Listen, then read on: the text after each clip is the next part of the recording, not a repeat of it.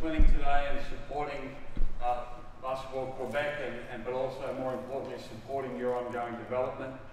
Just a quick one, Coach. That'll be just finding a key that'll go up, so that'll be out of your road. It's a good pickup. I'm really honoured to be here. Again, this is the second time I've presented at this clinic. I really want to thank Basketball Québec and my good friend Alejandro for giving me the opportunity to come all the way from Canberra, Australia to spend some time with you. This is a great basketball region, full of great basketball people, so I'm sure we're going to have a very positive weekend where we're going to share some information. My role in Australia is with Basketball Australia, the National Federation. The title is Director of High Performance Coach Development, which I think is just a fancy way to say technical director. So I'm in charge of developing our coaches from grassroots right through to our Olympic team coaches, and also identifying talent nationally to come into our junior national teams and then hopefully our senior national teams and Olympic teams. Today we're going to talk about, this morning, about transition offense or playing at pace. Right? And I think it's really important in the modern game. We talk about playing at pace. Everyone wants to play fast, but what does that mean? You know, if I was to ask 100 coaches in Australia, do you want to play fast? All right? They'd say, oh yeah, we want to run. We want to be a running team. All right, well that's good. That's step one. But then there's a lot of steps to go from there. All right? People talk about wanting to play at pace, but they don't invest the structure, the practice time, right, and build their philosophy to do it. So that's what we're going to talk about this morning, right? So modern transition, or what in Australia we call it the pace phase, right, is not about playing crazy speed. It's not about like Loyola Marymount in the 90s, race it down and get a shot up in 4 seconds. That's not what we're talking about. We're talking about putting sustained pressure on the defense consistently, right, and exerting our will as a team and your will as a coach on the other team. Now, if you're playing a really poor team and you can run layups and be up 20-0 after 6 minutes, you're going to beat that team anyway. What you want to do is create a pace phase, or the ability to play at speed against the best pressure, against the best teams. Everything you do as a coach should be tailored to beating your best opponent. And a great audit on how you approach basketball is, does your philosophy, does your system work against the best talent? You know, you see those coaches, they go 2-2-1 press against the really bad teams, and they run up the score, and they get steals, and they get deflections, and they play fast, and they're getting dunks. Good for you. What I say to them is that, hey, I'm going to come watch you play McGill next week, and you're going to do it against the best talent. All right, so that's what you want to do. Your system needs to be applicable against the worst team in your conference, but the best team in your conference. How you play in week 4 or 5 needs to equate how you're going to play in week 20 and then in the playoffs. And that's where playing at pace becomes problematic. Now, the keys for playing at pace. The players need to understand it's important to you. What's important to you needs to be important to them. How do you let them know what's important? You tell them, you show them, and you repeat it. You want to make sure that you link the fundamental skill with the concept. As I said, everyone wants to play fast. But then, can your kids pass and catch at speed? Can they play off the forward pivot in transition, which is king? Can they stop at speed? Can they change direction at speed? And then most importantly, can they make a decision at speed? We had a clinic last night with Pierre, the referee, and he made a great comment. He said, you want to make a decision, not a reaction. I loved it. And it's the same here. If you're going to play fast, you need to expose the players to be able to make decisions in transition in the pace phase, not reactions. Right? There's a subtle difference, but there's a huge difference. Want to have a mentality to hunt layups. In the modern game, there's a lot of three-point shots, there's a lot of early three-point shots. There's nothing wrong with that. We'll talk about that today. But it shouldn't be at the expense of layups. Right? Layups are still king in our game. Layups, three throws, open threes. All right? There's your shot priority. We want layups, we want to hit the free throw line, and we want to shoot open threes. That doesn't mean we don't play off pick and roll, we don't shoot the mid-range. But if you're going to be a running team, your shot profile needs to be consistent. The players need to understand we're hunting layups, we're trying to put pressure on the rim and pressure on the defense to get to the free throw line, and then that will create open threes.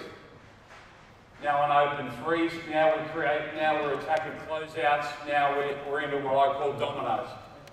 All right, and we'll talk a little bit about that.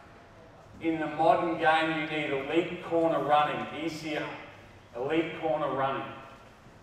So as soon as my teammates got it and I'm running a wing, I'm hunting a layup. As soon as I sense that I can't get a layup, I'm filling corners.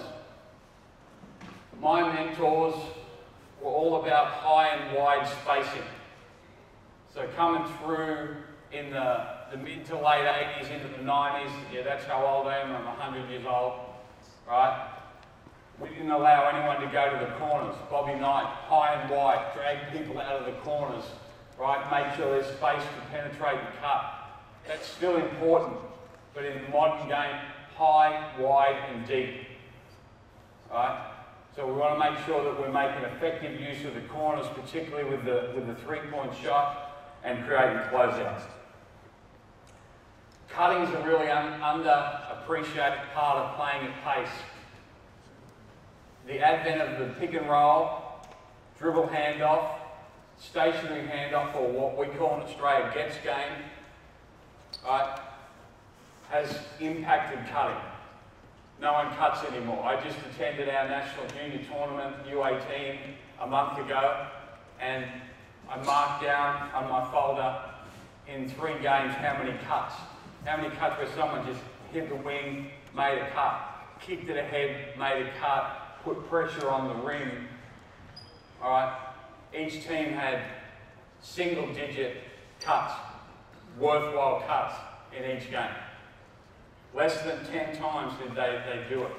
With our senior national team, our coach Brian Gorgian, we chart cuts. We chart how many times we put pressure on the rim by cutting through there, hitting the halo, collapsing the defense.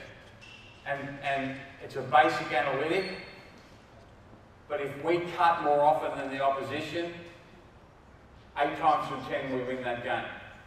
Now, as you know, analytics and data are like budgets. If you're in control, you can make them say whatever you want. All right? But the importance of cutting can't be understated. So, every coach wants to run, but will you invest appropriate practice time? No good saying you want to play at pace, you want to be a great transition team if you don't practice at pace. You don't invest it. I see that all the time. Coaches say, I want to run, and I come to their practice and everything's in the half court. The basketball, make sure there's 40 or 50 possessions per team, and you'll be happy. If you can't tolerate errors, if you can't tolerate mistakes of decision, maybe this isn't for you. And a great saying, as a coach, you've got to find energy to create energy. Right? And I hope you'll see that today with me. if you're going to run and you're going to play at that pace phase and be highly effective, you've got to be up for the fight. So you've got to find energy to create energy. All right? Practice is going to be challenging. Practice is going to be demanding. If you're not up for it, how can you ask them to be up for it? All right, so we've got these terrific young players here. We're going to work on a few things, but here's a quick audit if you want to play at pace. Passing, firm and flat to the advantage of the receiver, lead the runner into the ball. Cutting, catching, catch the ball in the air. It negates travels, and we'll show you what I mean by that. It allows for momentum. Target hand, chin on inside shoulder. So in other words, I'm running, my guard's pushing, I've got target hand, chin's on inside shoulder. All these details are huge. Finishing, layups, right and left hand, inside hand, reverse and contested. Cutting, can they basket cut, can they back cut, can they give and go cut, and later in the clock can they curl cut. Shoot, shot preparation. So we spoke about ECR, elite corner running. No good me running to the corner and putting my hands in my pocket. If we're going to blast up early threes, I've got to get down there, I've got to sit into my game, I've got to have hands. Modern game, how often do you see players step out of bounds? They run the floor, they come down here to the corner, they're rocking their size 14 Kobe's. Oh, it's the worst turnover in basketball. So they've got to be able to run, sit into their game, hop into the catch, and shoot that shot. That's a learned skill. For years, I taught step in to my shot. That's how I was taught. No good now. All right? You've just got to be able to do multiple things. Yes, if I'm trailing, I can step into my shot. Great. But if I'm in the corner, I need to be able to hop into my shot, and we've got to teach that skill. So again, we're not talking a lot about tactics right now. A pass where I've got an outside hand that comes. I'm not walking past that, because if I walk past it, I tolerate it. There's some other things I'll walk past. I'm okay with it. I don't think you can play at pace if you don't have a real core approach to 2 or 3 skill areas. Whatever they are, that's your deal. All right, guys, enough talking. Let's get moving. I need someone out of bounds. I need a guard here at the elbow. I need someone in that wing there. All right. So we're going to show things pretty quickly. I've told these you to stop start for them. It's not about so much of the detail with them. It's really what detail we share with each other. The big thing we want to be able to do is catch it at speed, catch it on a forward pivot, and make sure we've continually got momentum coming this way. I see in youth basketball people want to play fast, and their first movement is east-west, not north-south. All right? So, you're this side now. All right. So, I'm going to be here. I think every drill needs to have context, even if it's on 0. So we're going to start off 3 on 0, but you've got to add context straight away. So, if I come here, you're going to sweep. All right, get it? Catch it on a forward pivot. Good point. All right? Now, that might sound simple, but if you can catch it on a forward pivot, you might be a chance to just kick it ahead. The kick ahead is God. If you want to play it fast. The more often you can advance the ball over the mid-court in the air, now you're effective. The kick ahead is God. If your kids don't catch it in forward pivot, they're never getting kick aheads. All right? As he's coming, you're coming right to the middle, and you're hitting him your forward pivot. All right? Now, see that? Again, it's not about them. I want to make sure, as I'm a runner, I'll be you for a minute. As I'm coming, I've got hungry hands, so he clearly knows I want the basketball. I want to catch the ball in the air, but as I land, I'm forward pivot, my chest's coming at the rim, and now I've got a chance to break down my man. All right? So it's timing. Go back. I see him going, right? I'm a step behind, he's forward pivot, I'm forward pivot, and now we're on the rim. All right? Got it? And then the next three guys will go. So get a line down there and be organised. All right, go.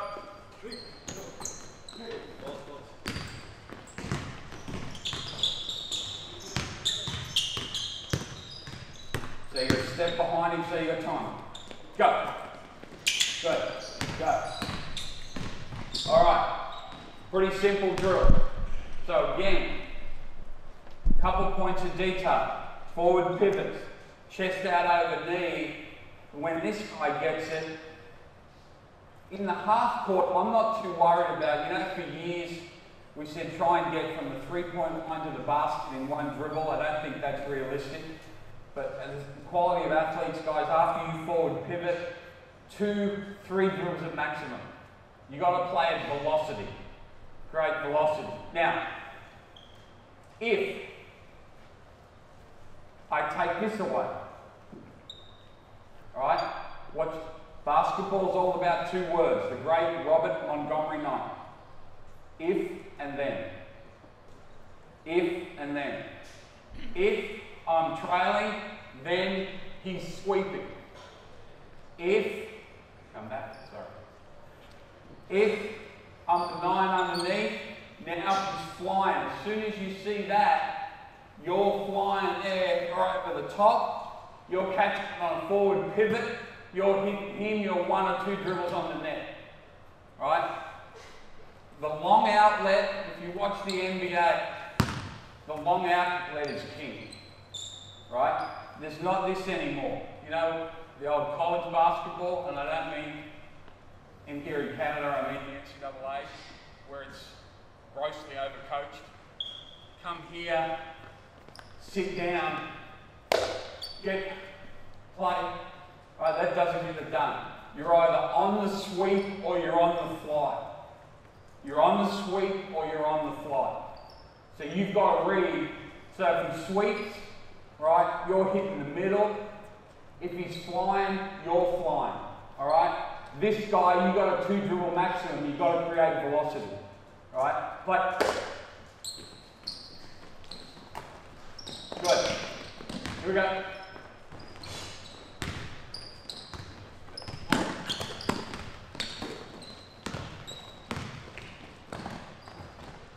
All right, here we go. Same thing. This week, this week, this week. Good.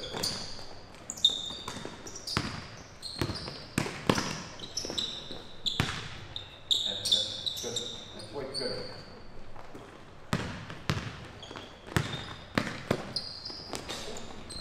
Good. All right, just go. Just go. Week or long, whatever you want to do. Call it.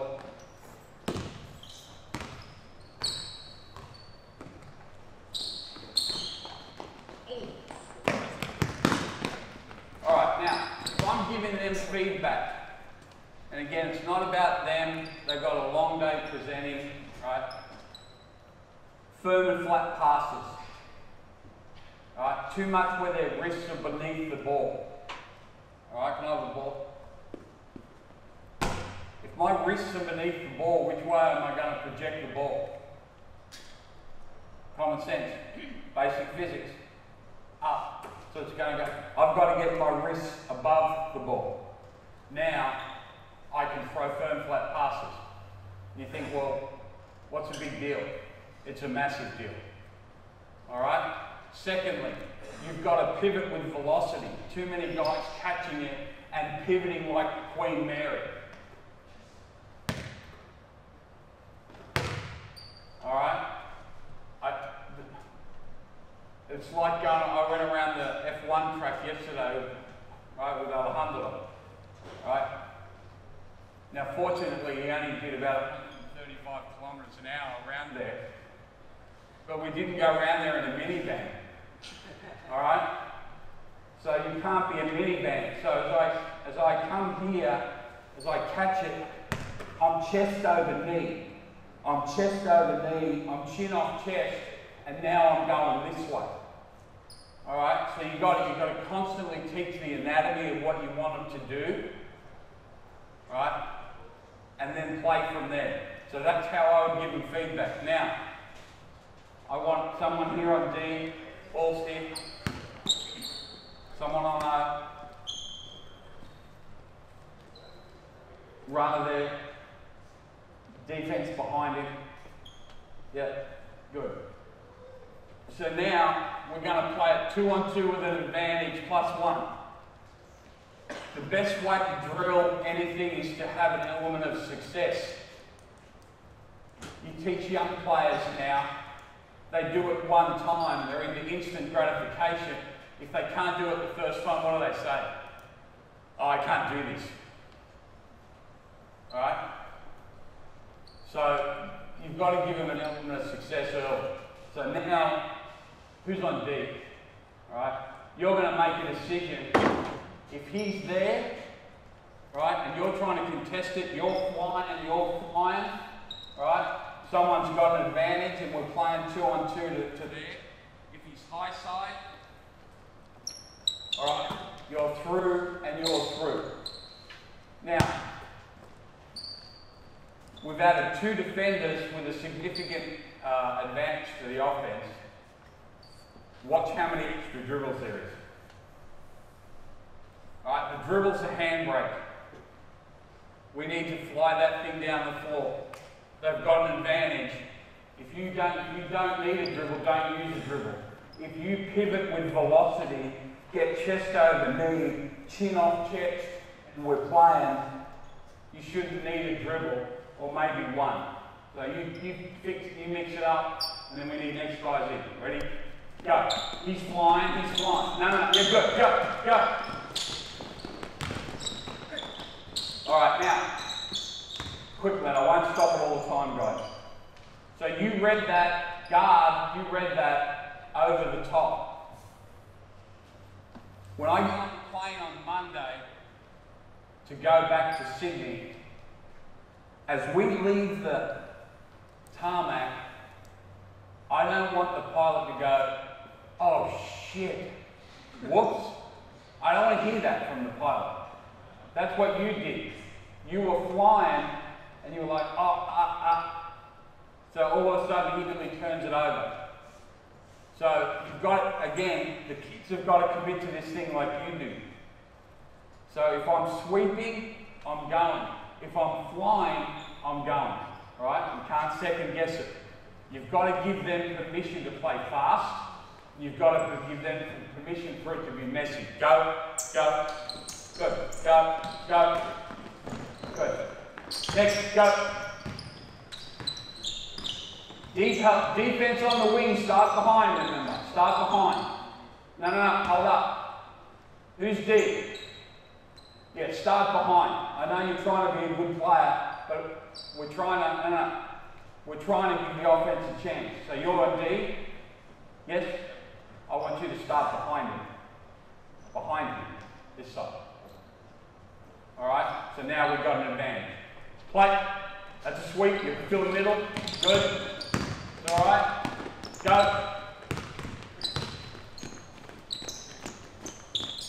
That's a sweep. We fill the middle. Good. Go. Good. What was the difference between that one and the one before? Starts with P. That, before that, also starts with P. Pivot. Right? It wasn't the pass, the one before that was an issue, it was the pivot. There's no way in this situation the defense should be able to steal it or deflect it because we've given the offense such a huge advantage. Alright? That's why I'm saying you've got to be ruthless, particularly early. Ruthless dictators on footwork. Alright, last one, here we go. There's a fly. Good. Here we go. What do you got? Go. No. Stop, go back.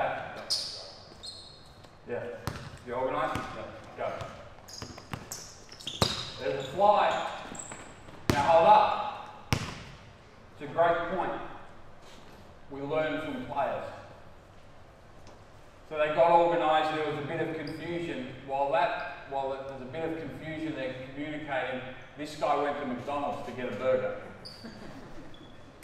He walked back in and said, what are we doing? They can't leave, right? So what you've got to do, once you're sorted, you've got to get eye contact with him and like check game, all right? So if he's playing here, I'm getting eye contact, I'm on the fly, forward pivot, chest over knee, we're getting dunked, all right? If he's this, if he's high side, I'm coming, forward pivot, and we're going. But you've got to stay here, you can't go for a walk. Here we go. Good. All right, now, put a defender back now. Defender back, way back. All right? The drill's set up the same way, so we create an advantage there and an advantage there. But now what you've got is a defender. All right? Go back to the three-point line, please, sir. You want to coach in advantage, disadvantage as much as you possibly can. That's the game. The game is a constant series of advantage, disadvantage. So if it's a constant series of advantage, disadvantage, why are we not practicing in a constant environment of advantage, disadvantage? Doesn't make sense.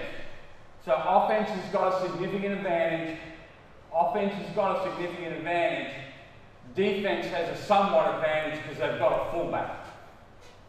Right? They've got someone who's back there, goalkeeper, whatever sport you want to, goaltender, I guess, here in Montreal. All right? We've got someone back. Now you guys are playing, what you want to try and get the offense is 2-on-1. So you've got to be in attack mode. Great pivots, firm, flat passes. Defense, you're hauling back to get in advance. All right, here we go. Good, we're flying. What do we got? What do we got?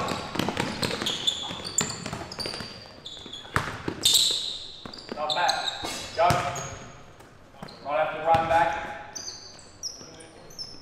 Who's who at the zoo? Make sure you nominate who's who. Here we go.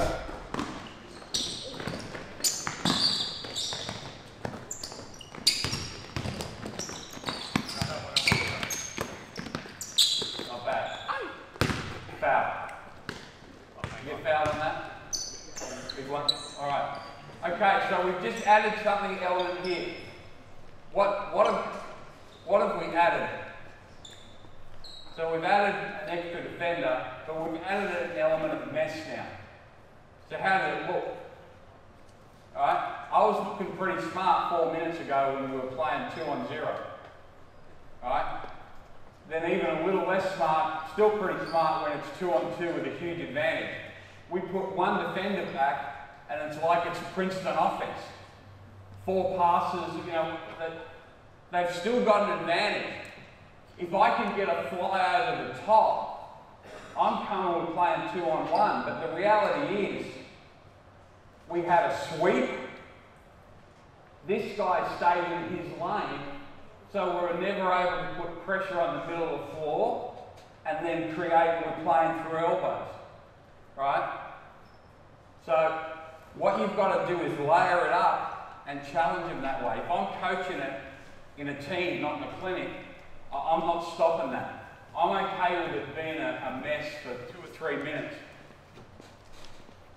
Right? You've got to be comfortable with the mess if you're going to play fast. But guys, all we've added is that defender. We still should be able to get layups and dunks. Play. Good. Good. Good boy. Good job. Great adjustment, man. Good job. We're flying.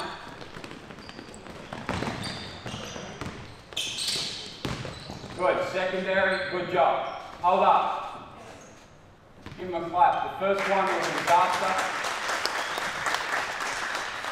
What the next 2 look like? It was nice. It looked like basketball. Right? Funny that's what we're trying to do. Now the first one where where they made a contested layup. Good shot, bad shot.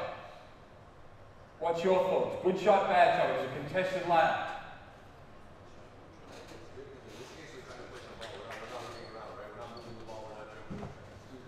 Yeah.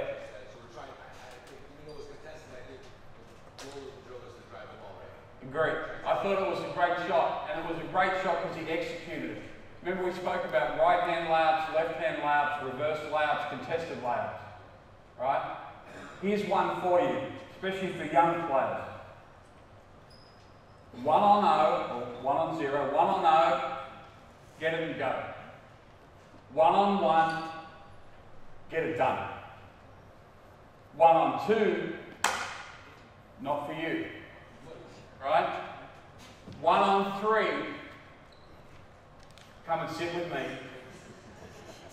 1 on 4, play no more.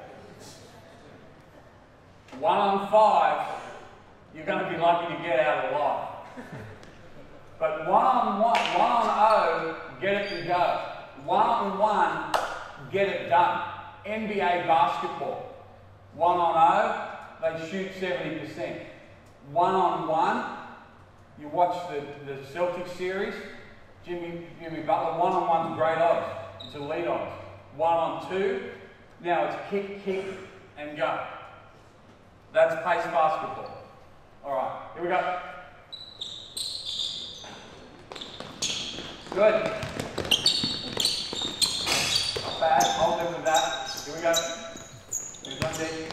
No, stop. Yeah. This is a big one. In practice, I don't like to stop it. I wouldn't stop it anywhere near this amount, of course. But I'm not coaching them, I'm coaching you. But there's got to be organisation. So in this drill early, I'm talking about eye contact more than anything else. Right? So who's on offense? You're going to get eye contact with him. He's the most important guy. Why? He's got the ball. And you're going to get eye contact with who's on up. Yeah, just to make sure you're organised. Now, obviously you can't do that in the game. But you see the elite guards, and again, harping back to last night, Kyle Lowry, his head's on the swivel. He's constantly, every time he's on the floor, he's constantly doing this. He's getting eye contact with Spolstra, he's getting eye contact with Jimmy, he's looking where the defense is, his head's on the swivel. Alright? So you've got to make sure you teach the communication aspect as well. Play.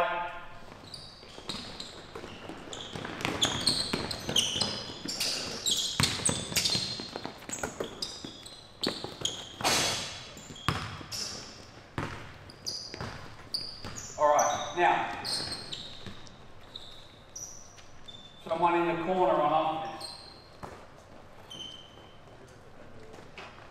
So as you weave it in, you want to make sure you've got advantage, disadvantage continually.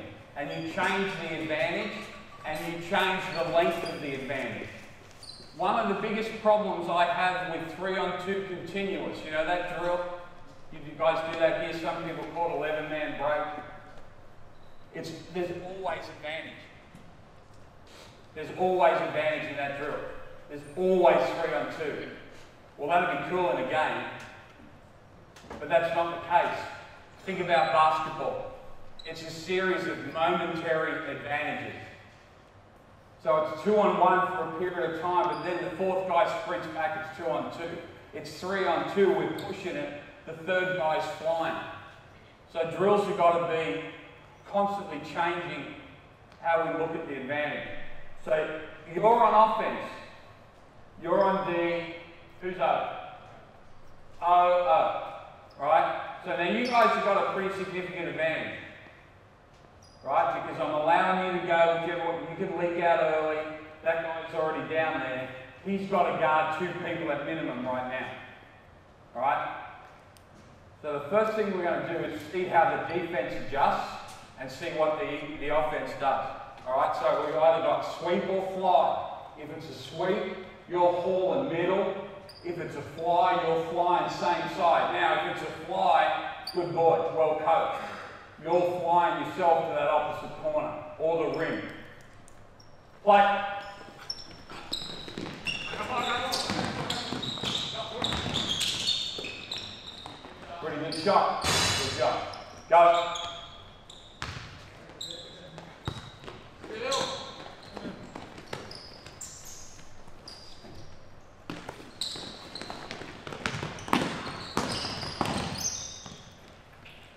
That group come back. That group come back.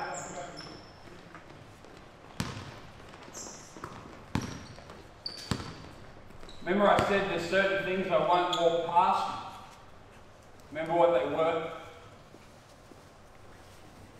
Pivoting, passing, catching. I'm not walking past that. That fell down on this pass. Now, the great Lou Olsen, one of the great transition coaches of all time, the great late Lou Olsen. When he did transition drills, he would never do this. He would always have this guy shoot a layup, take it out of the net, clear the backboard, and go. Just a little bit more practice, so that's what we're going to do. Because this guy did what I call a nail gun pass. Was it a sweep? Did you sweep? It was long.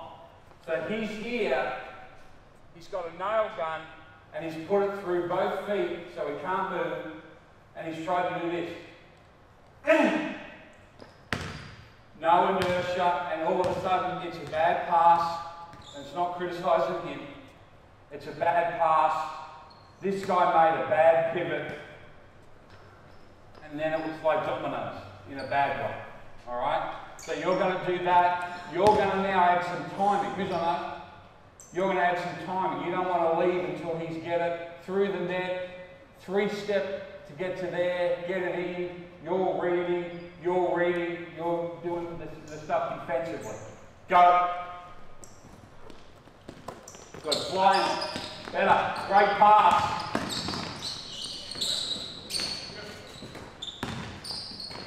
Good. Good job. Good job. Now, you can tell these young men have been really well coached, and the reason I say that is they make instant change. We've spoken to that young man about his pass. How would you rate his next pass? That pass then, just leave that. I'd rate it as elite. Yes. Wrists above the ball, boom, it had perfect rotation. It led the guy in there like Jerry Rice, and now we're running to the end zone. All right? So not only are you going to be a ruthless dictator on passing, pivoting, and catching, you're going to celebrate when it's done. All right? That's a great adjustment by that young man. We got whatever we wanted. The other thing I really like is my man who got the layup. That you lay it up. Yeah. Kids want to run to the three-point line, and the three-point line's a great guide for spacing. Being high, wide, and deep, he was in the corner on the baseline. He flattened out the defense, but he didn't settle. He didn't settle. He got a basket, may have got a foul, certainly impacted his ability to get a foul. We want to shoot threes, but we want layups. Layups that God, we're going to pray to him every day. All right, here we go. Good. Push it, push it, push it, push it. Good. Pretty good. Last one.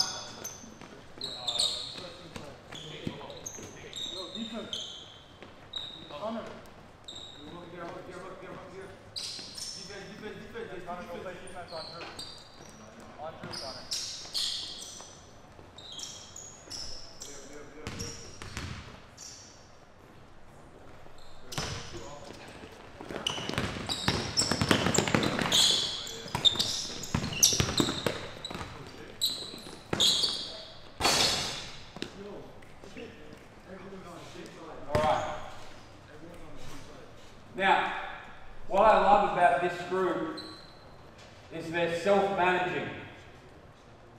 So we're moving through at warp speed. I met them for 1 minute before we started. So they're struggling with the drill, who should be where, but it's not a bad thing because they're self-managing. And the other thing is, if you're going to play fast, it doesn't matter who is where. I know that sounds funny. But, so everything should be loaded ball side, which a couple of the leaders have been talking about. If this kid starts over here, I don't care. Because for years, I'm a huge fan of the University of North Carolina. That's my team. I've coached the UNC break for 30 years. I've always loved that. I haven't done it for 5 years because I've realised it's no longer the game. It's a structured break. So to me, it's a paradox in terms. It's a contradiction in terms, right? So I'm less about this guy has to be there, this guy has to be there, this guy has to inbound it. If you watch the NBA when they're running, they're up and about, you know, like in Carolina break, the 4 or the 5 always inbounds the ball. When you coach youth basketball, what happens? They forget. Oh shit, they've got to run back. It's no longer a break. So nearest guy get it in, and we'll just fill floor spots. We don't need to have structure because pace is space in the modern game. I'm not worried about alignment anymore. Flex, shuffle, triangle, I'm not worried about that stuff anymore. We can still use that and incorporate it, but to me, we've got to play at pace that provides us with space. Then we can figure it out. Alright? So now, what we got is this. Same. Alright? You're back. Now we've got O and D here. O and D here. Alright? Hands up on offense. 1, 2, 3, 4. Alright? And of course we got 5. Alright? So now we're trying to get it done. Again, this is where we have to provide context. Not good doing a series of on-0 drills. Alright? And having everything with massive advantage. We're going to start with a minor advantage and then we're going to play 4 on 4. So, who's on O? So you're reading sweep. You've got an advantage. You've got an advantage. You've got an advantage because you're behind him. You can make a decision now how you want to defend it. Right? And now we're playing from him. Billy Donovan, Chicago Bulls, exploit the advantage. Identify the advantage, get over the top, for example. And I'm coming middle now, I'm flying. I've got over the top, so I'm flying. He's flying. Right? I've got to identify the advantage. Here.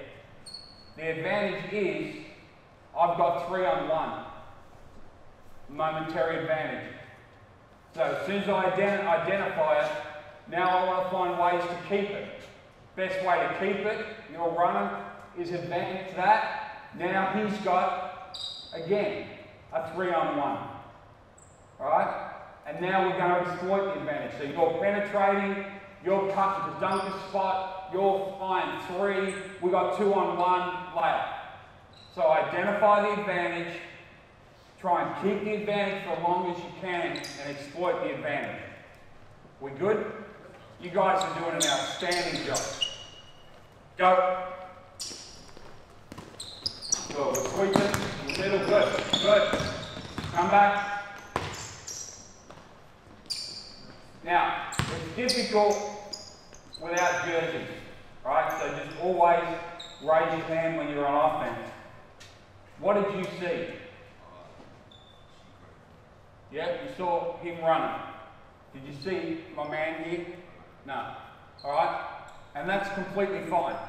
Don't ask a question and then correct the answer. Alright? Ask the question and move on. So I knew what he saw. Alright?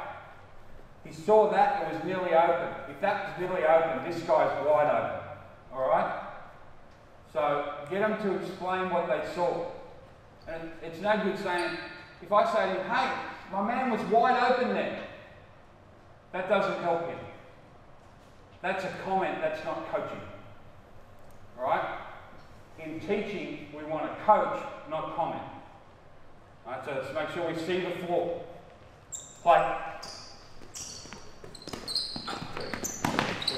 Good boy.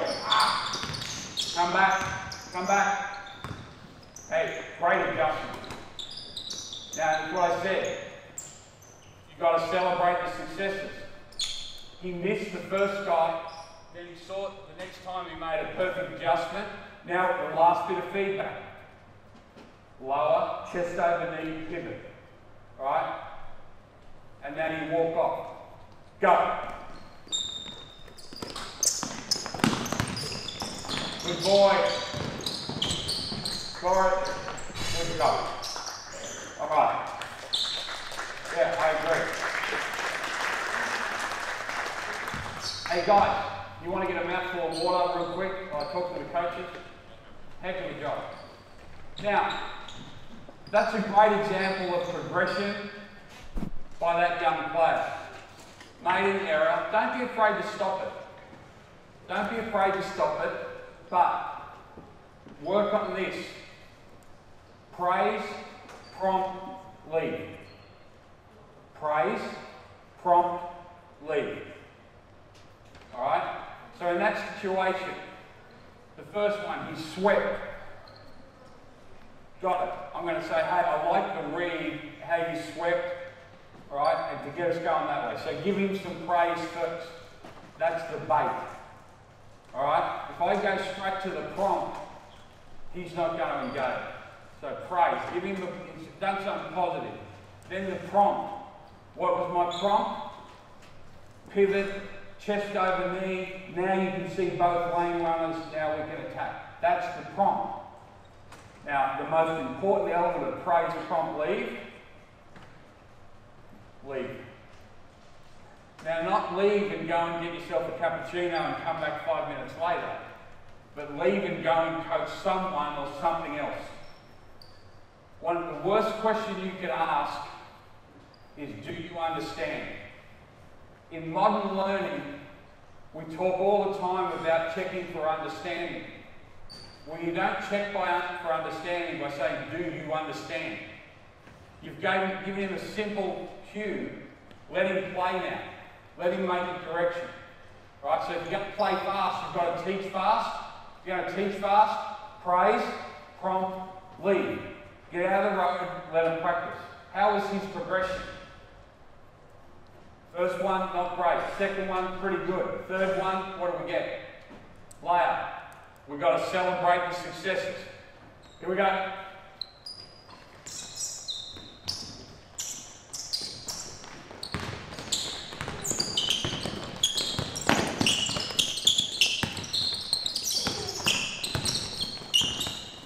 Yeah. All right. Now, the more numbers you have defensively, the more likely it's going to end like that. Right? We might get some layups, but as time people get back, the more numbers you add. If you want to play at pace, you've got to continue to play at pace. And what I mean by that is, you can't be a team that races the ball down the floor, doesn't get anything, throws it back out to the point guard 50 feet from the rim. He looks over at Nevio and says, what are we running, coach? He says, play, 24-second shot clock. Now we're in late game. All right? Now these guys do a pretty good job of it, but when they got down here, they're in what I call set it up mode. So they raced down, they couldn't get a layup, so they're in set it up. Set it up, and you hear youth coaches say this all the time in Australia. Set it up. Are you allowed to set what up? The defense? Right? So you've got to run into appropriate spacing. So guys, as soon as you don't get layup, corner means corner. Right? The shot that will get you fired, coaches, is this three. Right? So you're either above the break or you're filling corners, because now we've got spacing. We also want to attack high and wide. So we've got deep. You saw how many of the players catch it here right on the three-point line. If you look at any NBA gym in the world, right, and you Europe, they've got a 4-point line painted here, and everyone thinks it's about so they can teach like shoot the deep three. It's not. It's spacing. So as soon as we've collapsed the defense, we want to expand the offense and be able to play downhill from elite spacing. Right? Remember we spoke about pace is space. No good playing fast if we end in congestion. And that last possession to me was congestion. So same drill, as soon as you realise you don't have a layup, stretch the floor, play at speed. Play. Good, we're flying. Come back.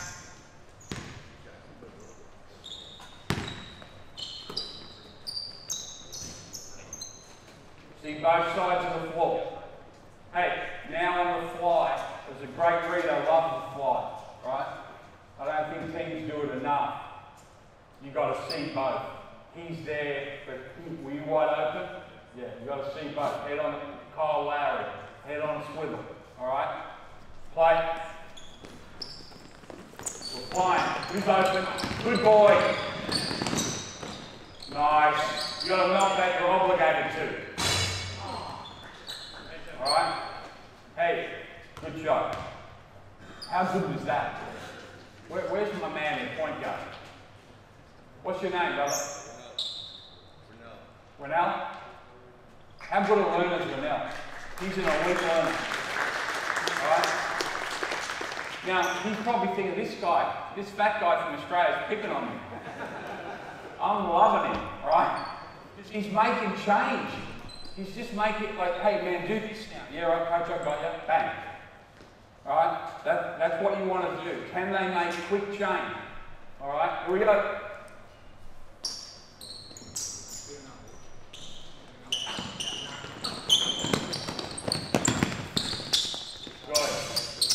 Good.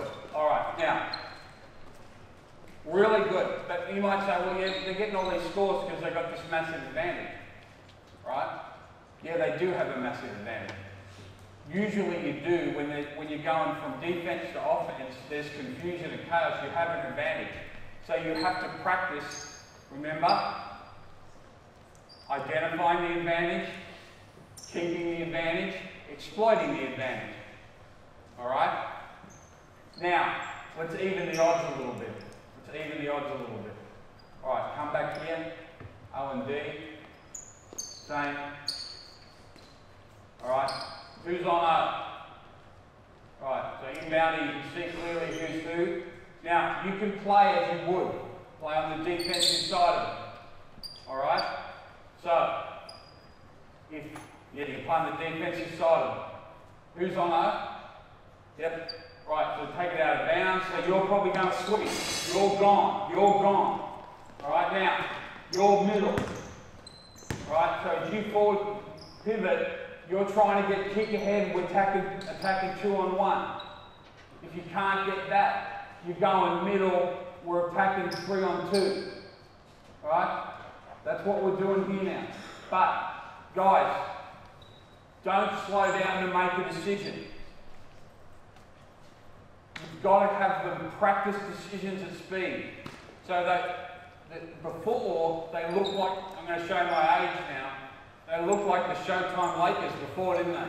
They're racing it down the floor, they're diamond, they're getting layups, they're getting dunks, wide open threes. Well now, we've evened the odds a little bit. Alright?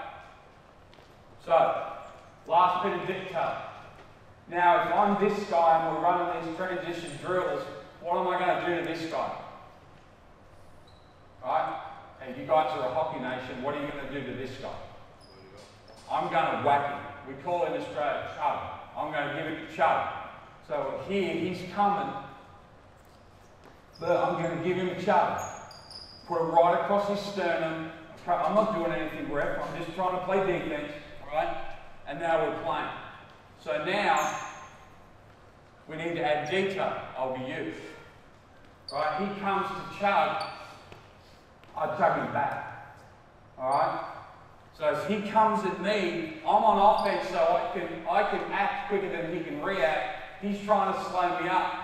Bang. I'm going. Now we've got dunk layup. All right? Ready? Play. Good, good. Beautiful. Come on, good.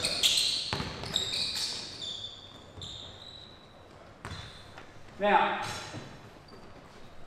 great job, man. You might think, why are we bringing this guy through the middle every time?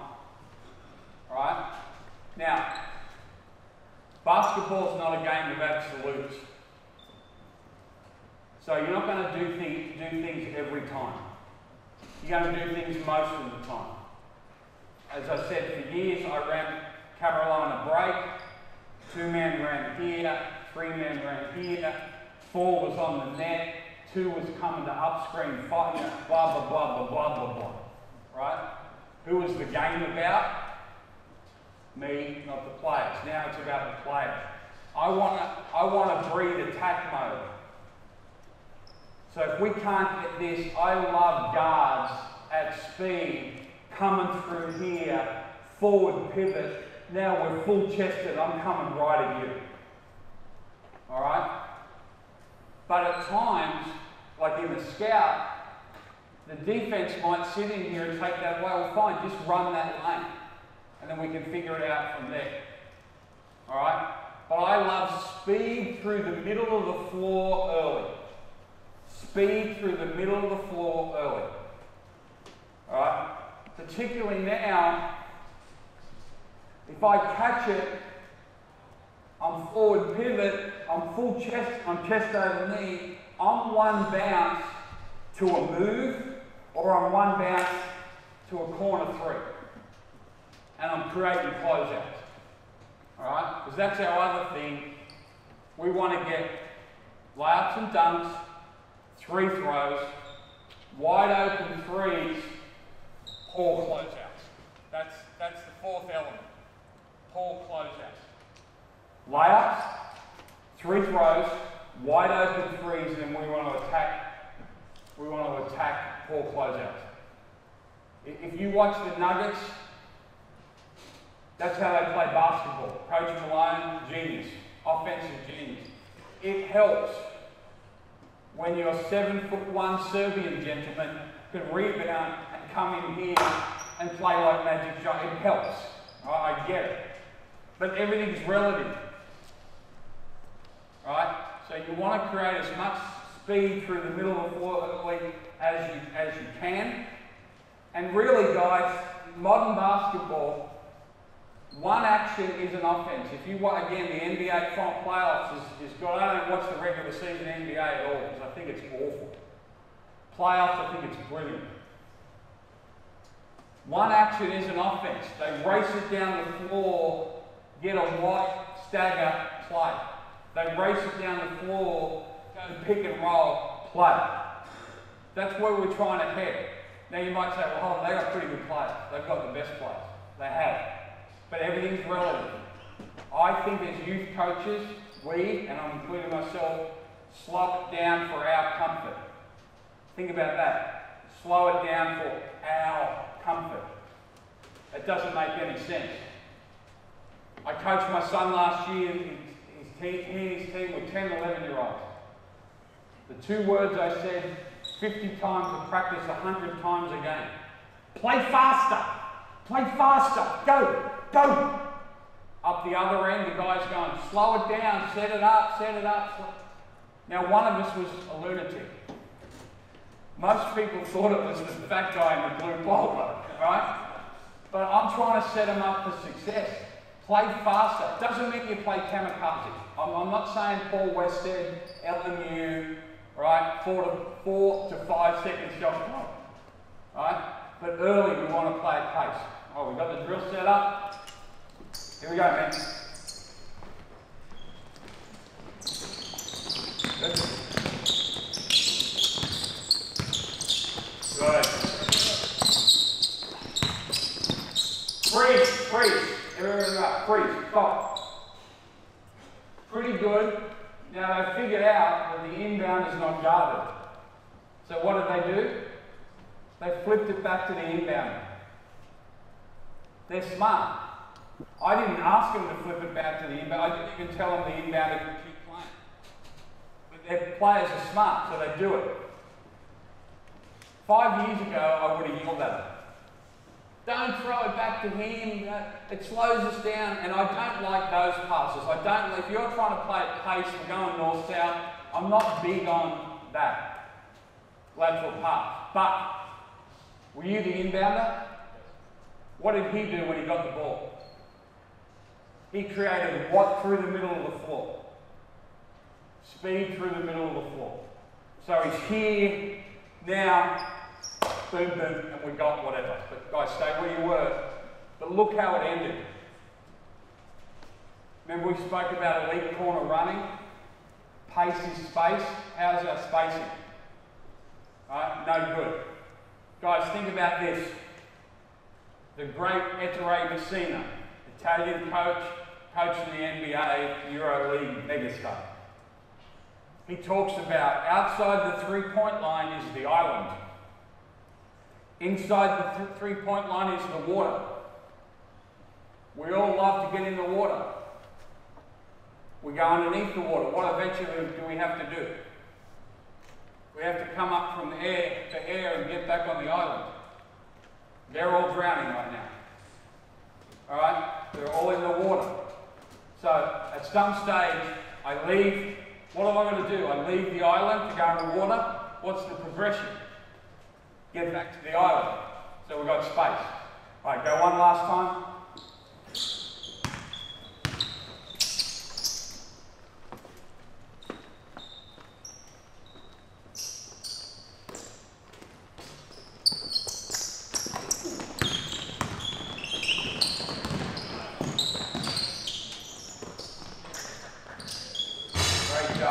Great job. Now, how do we know they're well coached?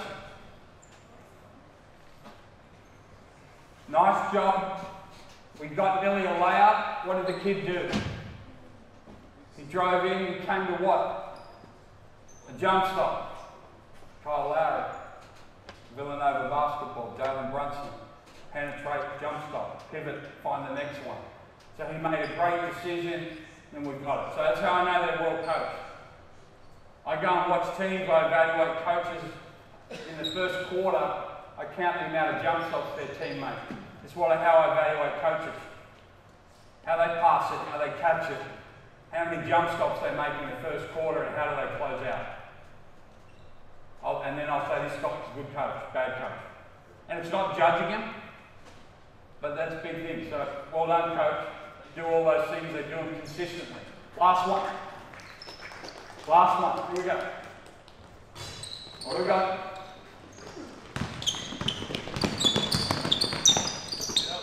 Good. All right. Now, so they're starting to fatigue, for two reasons. They're up and back the whole time, and also stop-start. So it's the second time in a row they flipped it back to the trailer. Now I don't mind that. It's not poor play at all. But it's east-west, it's not north-south, and that's got to be the last option. So now if I'm going to go through praise, prompt, and lead. Where's my point guard who got the first catch? All right? So you did a good job on the sweep. I like the pivot. All right? Now prompt. Rather than throw it there, if I've got nothing down the line, I'm crossing over and I'm creating what through the middle of the floor? Speed through the middle of the floor.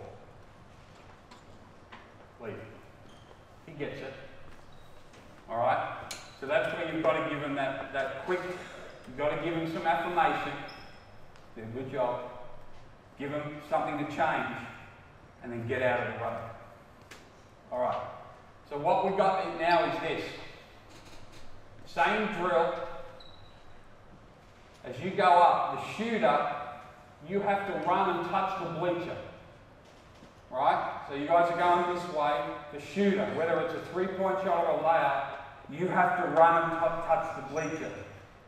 The other team's breaking back the other way. All right? because everything we've done has been off a made field goal. So it's been a controlled setting because I'm building it up. But when you really want to run, how do you run? All right, you run off rebound. You run off the advantage of that rebound. We spoke about Nikola Jokic. Rebound, go. Right, it's advantage basketball right now. So do you understand what I'm saying? Yeah, so if you shoot it, you've just got to sprint, touch that bleacher and get back, which gives the other team somewhat of an advantage. Make sense? Now, look around, see who's on your team. So I sent Alejandro an email. I said, I want one thing only. Half the boys to be in white, half the boys to be in blue. He didn't get that email. Play. Good, good. Good, nice jump stop. You're right, you got to touch the bleacher. Go, go. All right. This is why you should have read the email. All right. Go back. Go start again. Go start again. Set it up. Now, it's difficult. It's difficult, right? And I'm teasing. It happens sometimes. Right, but a lot of the time, I'm not too worried about it. You've got to be comfortable with the mess. It's going to be messy. Can they figure it out? Who's the leader? Right? If it's me when I'm playing, I'm like, hey, who's on my team? Hey, who's on my team? You good? I'm going to make sure I embed that. Kids don't do that anymore. They're not proactive communicators. Right? They'd rather make a mistake than be seen to be uncool by asking. Right? And if I see a guy who's glazed over, I'm like, hey man, are you with me? Hey, man, I want to know because I don't want to throw it to the other team. You got a question? Sorry? Yeah. Yep. You good? Play. Good. Flying. Good. Yeah, play. Right. Hold up. Alright. Now, we've got a challenge here. Modern coaching is all about solutions. Solutions for you as a coach and helping them find solutions. The ultimate solution in offensive basketball, Jay Wright, University of Villanova, is the jump stop. The ultimate problem solver in basketball is the jump stop. And what I mean by that is, my man got it, the guy that threw the netball pass. You don't know what netball is. It's this awful game in Australia that we have, right? And then pop it around like it's a vase, right? Because he didn't know what else to do. He wasn't quite sure, is that guy with me or not? And it's going to happen. So just come to a jump stop and then find a voice. That's the other thing that you need if you're going to play fast. You need voice. So if I'm not sure, I'm looking like that, I'm just going to jump stop, strong pivot, chest over knee, and then eventually someone will say, line up, boom, I'll get him the ball. Alright? So let's try it again, one last time. Now, guys, I didn't want to say anything, but right now you're making me look bad. The drill looks bad, doesn't it? Alright? I didn't come all this way to be embarrassed. Figure it out. Play. Good boy. What you got? Good boy. Ah. Way to keep playing. Good. This way, good. Voice. Good. Good cut.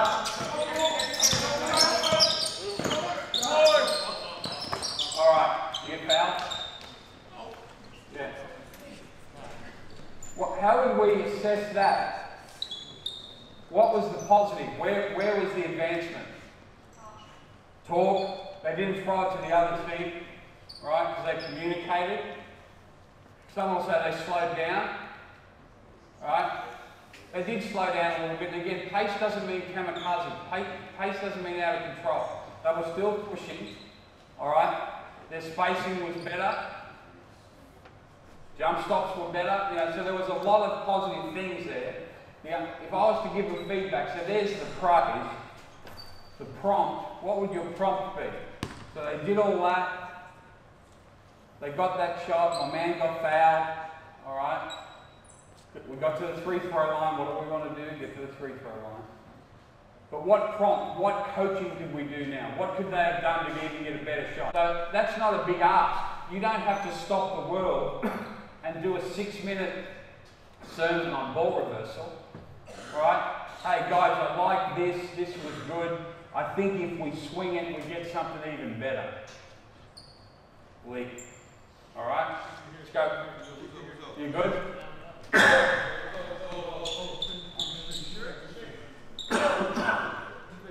When you're ready.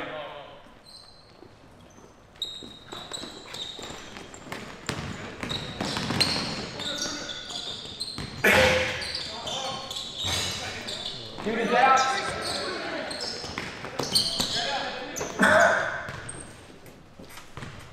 And hold it.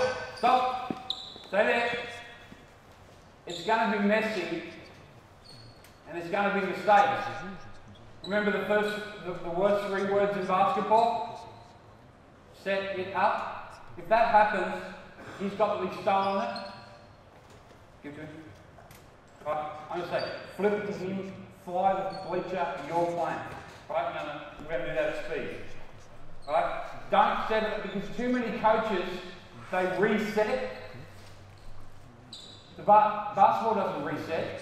So there's a mistake, just fix the mistake, don't fix the whole thing. Red, so ball's there, flip it to him, then you're going to hit the bleacher and we're playing. Go!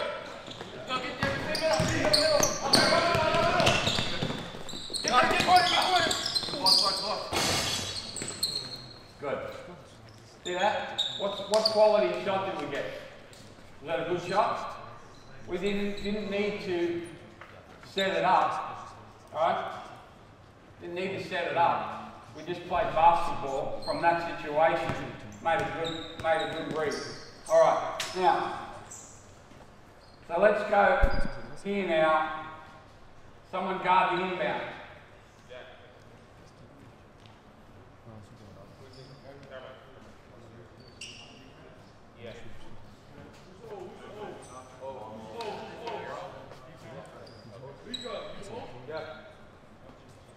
Alright, so now it's going to be a little bit more difficult. So if, take it out of bounds, he's going to defend the sweep. So if he sweeps, you can't get it. Alright, you've got to pull back, come. You've got to pull back. Alright, as he fills you, you'll fill in the middle of the floor. You're going there, here. What do we want to do? Create speed through the middle of the floor. Alright? This is not a press break. It's not a press break. What do we say? We want our system to be successful against what? The best competition, the best pressure. Alright? Steel sharpens steel. So when there's pressure, we want to flip the switch. Too often, so he can't get open.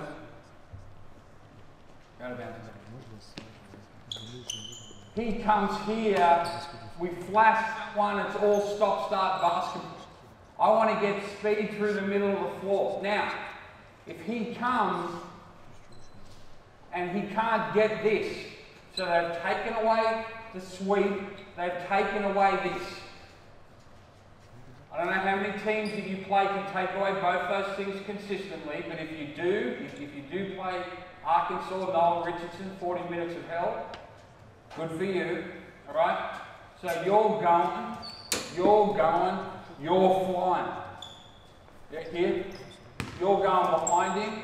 Now we're playing, and we're putting pressure. You're got a lead corner running, you've got a lead corner running, you're spacing, and now we're playing basketball. All right? Steel sharpens steel. If people want to take something away, I want to be the most assertive guy. All right? If we can get away with not throwing a lateral pass, I'm happy. If we can create consistent speed through the middle of the floor, I'm happy. All right? Now, is this a structure? No. Is it a press break? No. Is it playing basketball? Yes. What sport do we coach? Makes sense, doesn't it? It has to look like basketball. All right? Now, in soccer, when there's pressure, what do? Change sides, change sides, change sides. And that's why soccer's awful. It's 1-0. No disrespect for those people who like soccer. This isn't going to be 1-0. All right? So we want to flip the switch. Got it? Play. Good. Good. Good boy. Good.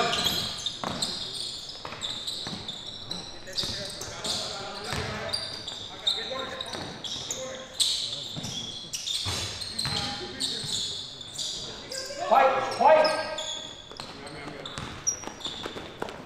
Lead corner running. Good. Inside.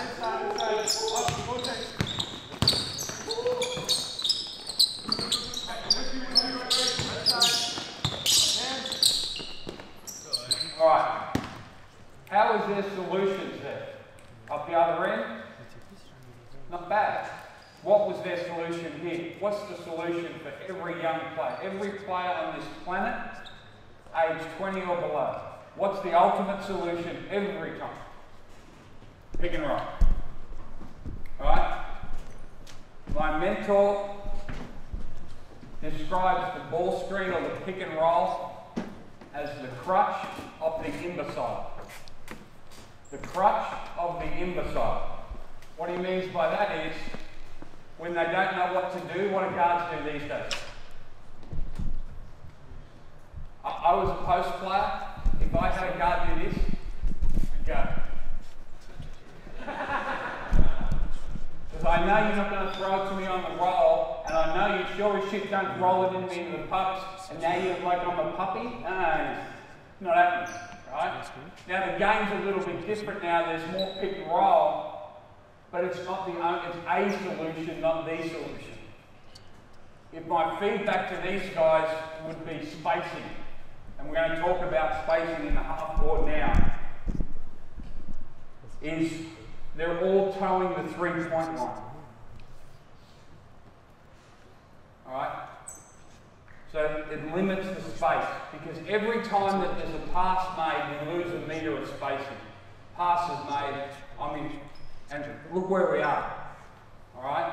You want to play through the 3-point line, not on the 3-point line. So we call this area of the floor the high out. Some people call it the NBA alley. If you watch elite NBA players, you go 5 times a week during the summer, so there's practice skills and conditions, all supervised, individual skills, coach are always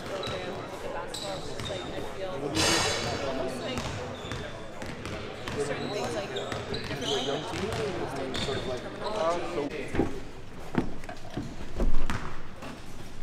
this clinic and the quality of play is about to go up 20%. Just finally. Right, come back. He's got the reverse of the signal. So now, blue will throw the ball to blue and white will throw the ball to white. We will not have a turnover again now. Alright? Thanks, Coach. Alright. So we had a couple of questions in the break about, okay, so we're talking about fast break, and which we spent the first hour and a half talking about the fast break. I don't like to use the word transition too much. Alright? Basketball is a game of transition. You transition from offense to defense, you transition from defense to offense, you transition from being off the ball to closing out, all right? And I think one of the things I know happen in our country when people talk about transition you know, they started running secondary breaks, structured breaks, numbered breaks. So it's a contradiction in terms. We want to play fast, but we want to slow down and put all the structure in. You see there, it's just a series of concepts. We're either sweeping on the forward pivot for kick ahead, we're flying, right? We're trying to create 2-on-1s, we're trying to create speed through the middle of the floor as much as we can. All right, so they're all concepts. I should have said this at the start. I'm not saying this is gospel. I'm not saying that you need to go forth and propagate and now teach this as a way. This is how I like to play. This is how I think the game's morphing. It's heading this way. All right? But you're going to put your own nuance on what you want to do. And a coach asked about the press break. Do I always have a guard playing through speed in the middle of the floor? I said, yeah. He said, do you ever bring the big guy back? And I said, less and less. You know, so he could have accused me of being ambiguous in my answer. I didn't say yes, I didn't say no. I said sometimes less and less. Alright? And what I mean by that is, I'm not here preaching, you must do this. I'm trying to give you a very quick window of what we think the international games morph into, but you be you, and you fit this to your philosophy. Secondly, if you're going to play at pace, you've got to teach in a really efficient language style. Alright? There's a coach that was an assistant coach at the Celtics when they won it with Doc Rivers. He was at the Clippers. His name's Kevin Eastman. And I never do a clinic without dropping 4 or 5 book recommendations. I'm an avid reader. Right? Kevin Eastman, Why the Best Are the Best. Right? Get it, read it. But Kevin Eastman thinks, talks, organises, communicates in dot points. You say, Coach, what do you think about this? Boom, boom, boom. What do you think about this? Boom, boom, boom. There's no long lectures, right? He communicates, thinks, so there's really simple clarity. He thinks in dot points. Sorry, dot points, my fault. I think you call them bullet points. You know? Yeah, sorry, in Australia we call them dot points. Bullet points, is that the word? Yes? Yep. Don't think in paragraphs. Alright? The great Rick Pitino, once practice starts, talk in sentences, not paragraphs. It's another way of saying it. Alright? I said this last night for those at their clinic. Most players think coaches coach too much. Most players think coaches coach too much. You see, like, and I'm doing a lot of talking because that's my job right now. But if I'm coaching them, there's no way I do this level of talking. And it's interesting now, as I've tried to define my language, and you would have noticed, I'm sure, how often I go, like there's an actual physical permutation of my communication. Here's the points. Sweep, down the line, speed through the middle of the floor. Sweep, down the line, speed through the middle of the floor. That's transition for me, right? So if you're going to be a coach that wants to play fast, you don't have to talk fast, but you have to communicate very succinctly. And your language has to be your language.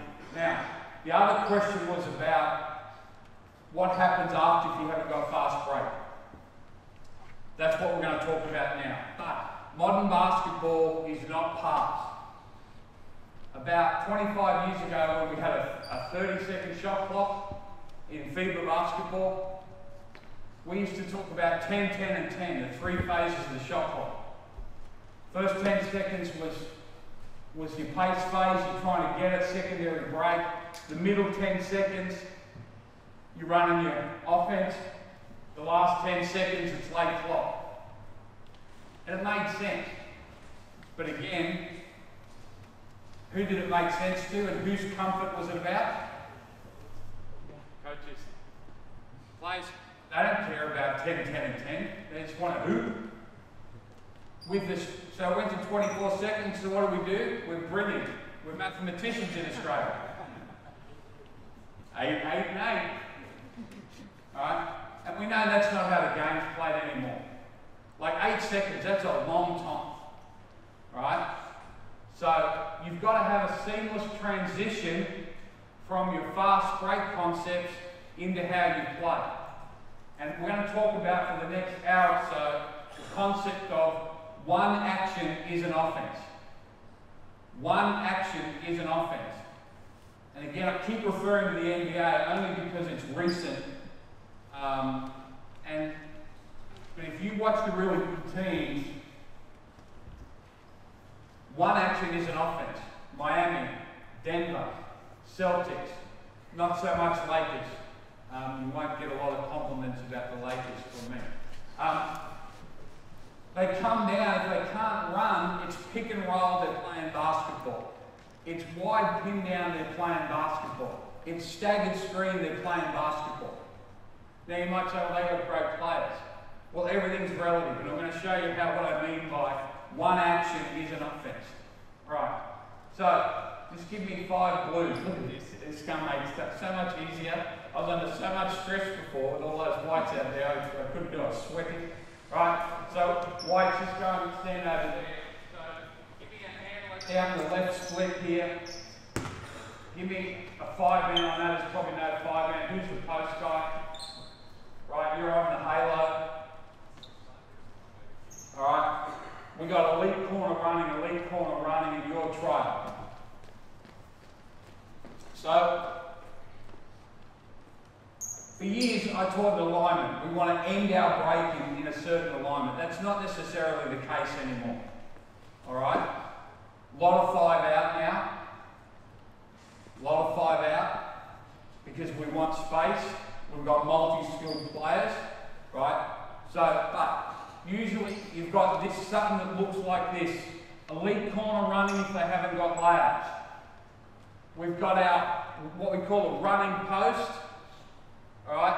Or I call it deep catch on the net. So he's putting pressure on the net. Now, early on in my coaching career, we would bring you to the ball side, we would lift you out, and we would play 3-side, 2-side. 3-side, 2-side. That's been basketball since Shep was a pup, the great Robert Montgomery Knight. Right? So we might roll it in here. Golden State Warriors splits game. You go and screen up. You're off there. You're diving. All right. You're hammer screen, and we just play. So that's basketball, isn't it? Right? And there's nothing wrong with that, guys. There's nothing wrong with that. Right? Then we morphed into. We stepped the big guy away, and we sat him down here in what we call the couch. Come and sit down here in the couch. Sit. Good boy. Low man wins in our game. You've got to sit into your game. We've still got 2-side, 3-side, but now it's 2-side here. It's 3-side here. So you might come dribble handoff. Right? You're turning the corner. You're circling through. You guys are spotting up and we're playing basketball. Yes? All this, one action, is an offense. What we want to do is create dominoes. Right? So as soon as one domino falls, what happens to the others? They fall. Right? So early we want to create these dominoes. So in this action, handoff. Right? They switch it, he turns to stop. There's the first domino. I'm guarding him. I'm a domino. Alright? Same profile. Right? There's a domino. So now, I'm guarding him now. As he penetrates, I help up. What am I? I'm a domino. This kid's a genius. Right? Throwing there. If I'm guarding here, pulls it, and I help hard here, what am I? Domino. to throw it there, and we're playing basketball, right? Now that's pretty common basketball, all right? Now, the next step is, with our 5-man, we send him to the corner. Everyone lifts, all right? And now we've got 5 out shaping. He hits, he cuts, right? Go through, all right? You turn and set a little wedge screen there. You come off it, and we're just playing basketball. Don't worry about writing these down. This is just basketball. You've seen all this stuff. This is the progressions, right? So whatever you do, can you flow into it quickly? So here's your audit. What are you doing with the deep catch? I don't like using the term 5-man or post player because this kid might not be a post player. But what are you doing? If you've got a massive advantage, remember our rules, Billy Donovan, advantage. Identify the advantage, keep the advantage, exploit the advantage. So if you've got Shaq, what are you going to do? You're going to play ball side post, you're going to throw in, and then you're going to make them double team, and we're going to play dominoes basketball out of that. If you've got Victor Wembanyama, what are you going to do? You're going to fly him out to the corner, spread it out, let him shoot threes. So you've got to say, what are you going to do with your post play? And that'll be dictated not only by your philosophy, but by the personnel. All right? Pretty simple if you do that. Now, what's your first screening action? So what you've run, we've got all those dot points for our running game. We've come down, what do we do with our post player? We've got good clarity on that. Now what do we do with our screening game? Now we're not going to talk about pick and roll straight away. I'm not anti-pick and roll. We're going to spend a lot of time talking about it, but I think it's a solution, not the solution. All right? So if he hits there, remember we want to get more cuts on the rim than the other team. Right? You turn around and wedge him, you come off it, so we've got one cut. No, come off it, you're on the rim. Alright? You pull up here. You got him, right here, high, low, two side. Again, I'm not here to teach you offenses, I'm going to talk offense. Whatever you want to do is fine. But I like the wedge screen. So that's that. As I come to the ball, I bounce, I set a little pin here, and he's not putting pressure on the rim. Alright? Some people go straight to wide pin down. Get back to your shape. Get down in the couch. Alright? Some people like the wide pin down. So here, if you're ahead of the ball, just go get him. Alright? You stay in the couch. You come off this. Alright? Now then he can just play basketball, he can curl it, right? So he might curl it. He can curl it and get out of there. You go down and get the big man, come, kick it to him, play gets game, corner, lift, you can go 5 out. Every post player thinks they're a pick and pop guy, right? Get them to run the rim every now and then. Do me a favour, brother, run the rim. I love people running the rim, and then we're playing basketball. You see the concept? One action's an offense. We're not into set it up. We're into playing basketball, all right? So there's a whole lot of things that you can do early that aren't pick and roll. Wide pin down, the biggest one now in particularly European basketball is the staggered screen. So you're there, so you lift, right, hit.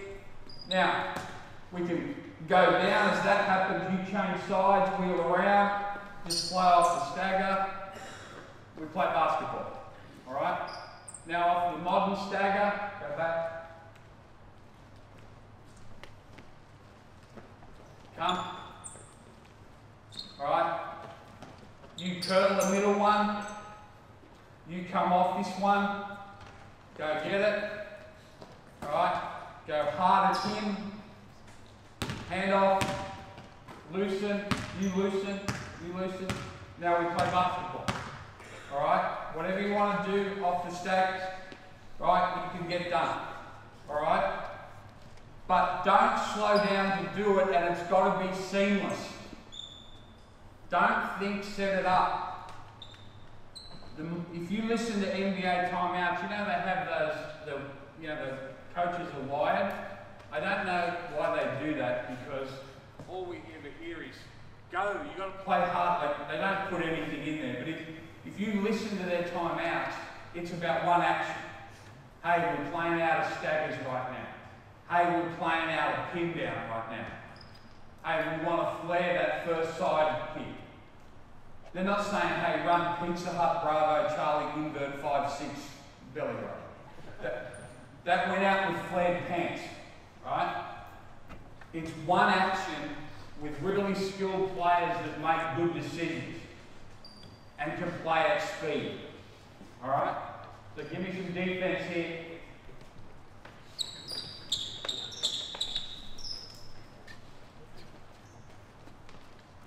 All right, so we're at the end of our break. Come up here. All right? So, you can do any of that action that we just happened. So what I'm going to do is I'm just going to yell out one action. You guys have to do it and figure it out. So I'll say, hand off, first side. So you'll fly into here. Well, hold up, come back. I'll say second side, hand off. So you're going to flip it, then you're in the handoff game. Alright? I'll say wide pin down. So you're sprinting that pin down, or I'll say staggers. Alright? First side handoff, second side handoff, pin down, staggers. And you just play. Alright? Staggers! We go. What do you got? What do you got? Good. Play.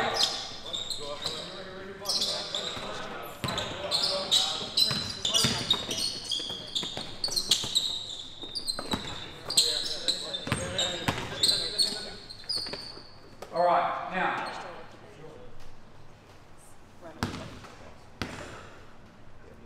What shot clock do you guys play with here? 24. Well, I'll give you a little tip. Not only with the shot clock have gone off, the tournament's ended and everyone's left the gym by the time you score. Right? Pace is not just full court. Now, they're learning, and I'm putting a lot of pressure on them, but this is the problem. People run, then they walk. You can't walk. Now, yes, I get it, guys. Basketball's not a game of absolutes. Right? Sometimes you need to walk it up. But gee whiz, that pace, it doesn't fit. You might as well play another way. You got to sprint. Now, I'll give you a heads up. On a stagger or a wide pin down, your first thought process is back cut. Your second thought process is curl cut. Your third thought process is get a catch. And I'll tell you this, any imbecile can get a catch. Right? You've got to be in attack mode. You know we spoke about you want to get speed through the middle of the floor. We want to get speed through any screening action. So I'll play faster. Staggers. Play hard. Here we go. Good. What do we got? What do we got? Good. Play basketball. Good boy. Alright, hold up. Don't you love it when the plan comes together? Just by playing faster. I didn't give them too many great instructions, but we got a layup because we played faster. There was more assertive cutting, alright? And the biggest advantage there, who missed the layup? Did you get fouled? Alright? But my man got it from the high out. He's not sitting in here trying to play basketball. LeBron James, He gets it here. Now, by the time he gets to the three-point line, he's got that momentum and he's playing. All right? That was pretty good. Second side handoff. Speed. Good. Here we go. Good. What do you got? Good. See this? Good. All right. How's the quality of that shot? Pretty good. Because their speed. Now, I'm not saying that they're killing themselves defensively. I'm not here pretending that they're, you know. But you can see the quality of it just by playing a little bit faster. It doesn't feel out of control, but there's more purpose. In that situation, we talk about from paint to great. So we get a paint touch, and then we get a great shot. If we move people around, right, and we get 2 feet in the paint, we're going to get a good shot. The rules of basketball dictate that. First side handoff. Speed. Good. Move. Who's the cutter? Alright, now, it's okay. What's the last 3 shots we've got? Right? 3. Now, that's okay. You get fouled? Yeah, he got fouled, right? But it's all 3s. That's where they're most comfortable. Now, he's a point guard. Yeah, he's going to be most comfortable. The reason we didn't get anything better, we didn't get from paint to great, right? And there was no cutting. Cutting is where the gravy lives. Cutting's like you have a nice roast pork, you want some gravy. Without it, it's dry. It's not. Cutting's where the gravy lives. So, in that first side handoff, as he back cut it, go. Alright? If you see that, you good boy, you flash, Nikola Jokic, now we're playing basketball. Alright? Even on that, you slice cut that now, like you're running a slant football. Right? And now we can go to handoff game. Now we've got more action. So, early we want to cut. Sometimes the best cut is a sacrificial one. Right? And this is where, if you watch really good teams, and when LeBron, I think LeBron's the best 4-man in the world. You'd hate me to say that, I'm sure. Because, you know, everyone wants to be down. 5s want to be 4s, 4s want to be 3s, 3s want to be... But playing here in this 4 spot, you can't guard him. So if they're pushing it, sometimes he'll just get velocities, and he's just like a Mack truck. And he'll just cut, and he'll bust this guy's shoulder over the top. Now, I won't do it today because I've got a bad back, but normally I'd get it, I'd put it on that guy's head, right? But if I don't, right, people have had to guard me, now we can play basketball. So those early sacrificial cuts. So rule of thumb, any early handoff I want to back cut, and then we play behind it. Rule of thumb, any early dribble handoff, we want to back cut, and we play behind it. What do I mean? Go, back cut it, play behind it, and then play basketball from there. That spot where my man is there, you watch the NBA, that's the money maker right there. Jay Butler, A. Davis, L. James, Jay Tatum. I mean, if they catch the ball there in the NBA, sayonara, sweetheart. Good night. Right? So that's what we want to try and do here. Now, last one, right, is we ghost it. So if I yell ghost, you're going to come like you're going to scream. No. So this is what they want to do. He's thinking ball screen. Did I say ball screen? He's thinking come down here, come. No. Right? You're going to run at him and then slip as early as you can, and you're going to just go. Right? Now on that, you're circling it. That becomes a handoff. What's your rule? What's your rule? Good boy, what's your rule?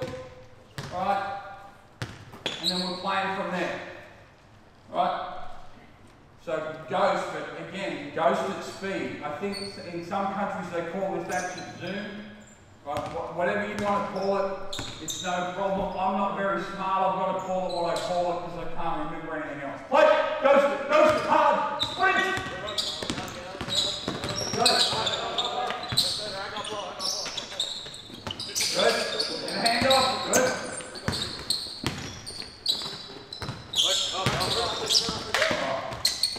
Okay, so there's some actions that you want to do, and if I'm practicing these actions, I'm not a huge believer in 5-on-0, but it's important. You know, if you're a 5-on-0 coach, no problem. I'm a bit more 5-on-5 slow, so there's some context. But with anything like this, we play everything 3/4 court down, not half court. You know when you practice your offense in the half court, ball check, ready, play. What are you doing?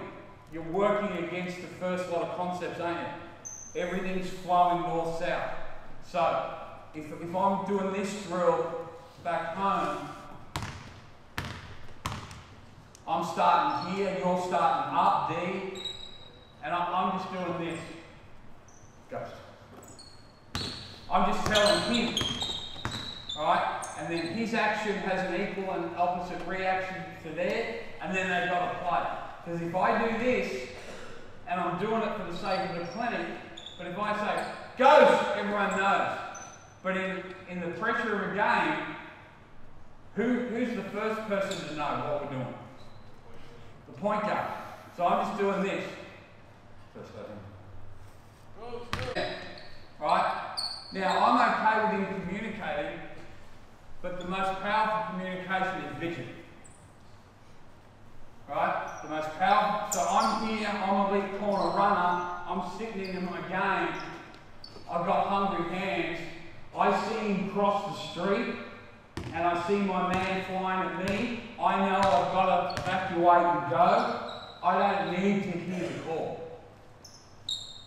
Alright? Visual communication that's the first thing we learn. Babies, they can't communicate, but they can. How do we try and communicate to babies? We all look foolish, don't we? Right? You know inside the what's this guy doing? Right? But that's how we first learn to communicate. So visual first. Play. What are you doing? Go. No. Go back. See, what's he doing now? He's being compliant, which is not a bad thing. If I say someone's compliant, that's usually a compliment. I don't want you to be compliant.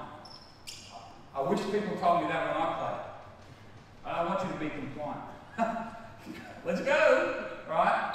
Where my area is like catch it, pass it, what I bang, rock. It's not the game. 2 words, my brother.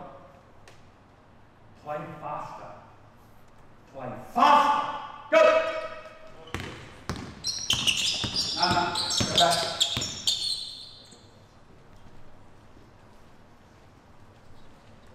We were in the old city yesterday and we saw this beautiful German Shepherd dog. Right? Beautiful German Shepherd. Now, I was from here to coach from the German Shepherd and I was admiring it and thinking that's a beautiful dog. I didn't want to go any closer in case it bit me.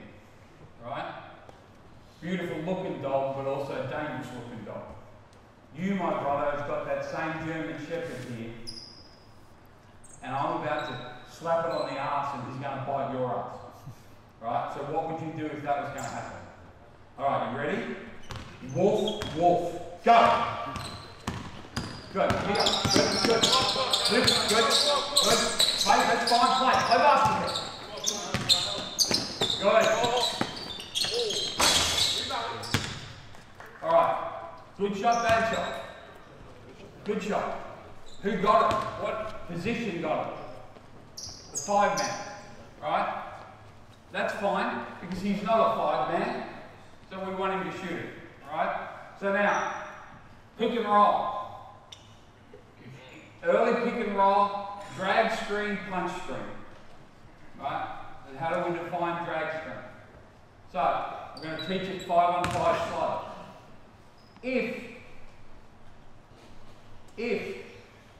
this post player's run got in front of the ball, all right, we're going to do a drag. So the trail comes. So you come at speed and you arrive at speed. Now, the problem with the drag screen or the early ball screen is we slow down to do it. It doesn't fit with the ethos of what I'm talking about and what I'm suggesting the modern game looks like. Right? It's got to be at speed. Now, the earlier and the higher the ball screen, the less contact. The earlier and higher the ball screen, the less contact. We're talking spacing and cutting. So as he comes down, I'll be you. Right? As I arrive, you guard me.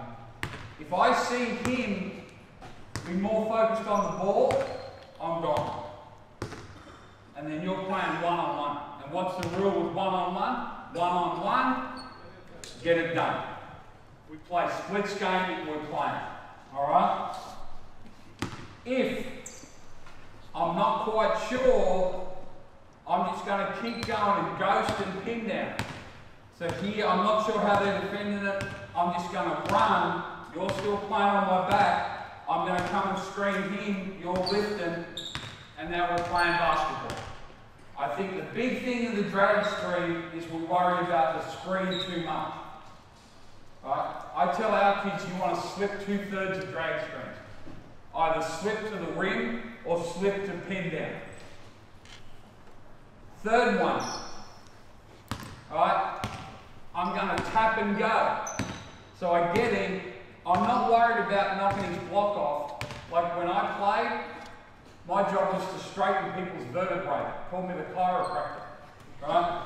I'm going to try and, not now. Right? It's too slow. Here, tap and go. Right? And put pressure on the rim. That's what you want to do on the drag screen. You want to slip it to the rim. You want to slip it to pin down. Right? Or you want to tap and go. What you don't want to do a lot of is pick and pop. Right? If I come, he comes off it. I'm here. How much pressure, unless he can get there on the dribble, how much pressure have we put on the defense? If you do pick and pop, it's shot or drive, they're the only decisions you've got. So if he flows it back to me, I'm ripping. And I'm trying to get my 2 feet there and go. Alright? You see a lot of teams go pick and pop to handoff. I'm thrilled if I'm the defense. Because has the ball touched the painted area yet? No. So again, you're working against yourself. So pick and pop's your last option. Now you may have an elite 3-point shooter. I think the pick and pop 3 in transition gets you sacked. You know, I don't think it's a great shot. Right? But okay. So slip it to pin down, tap and go, pick, pop and rip. Pick, pop and rip. Because eventually we've got to get there. Alright. So ball kick. You want to play at speed. Alright? So you've got to get there at speed, you've got to arrive at speed, you've got to leave at speed, you've got to leave at speed. Alright? What's the key word? Speed for the learners.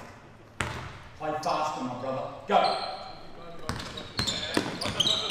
Good boy. What you got? Now play, good. Good.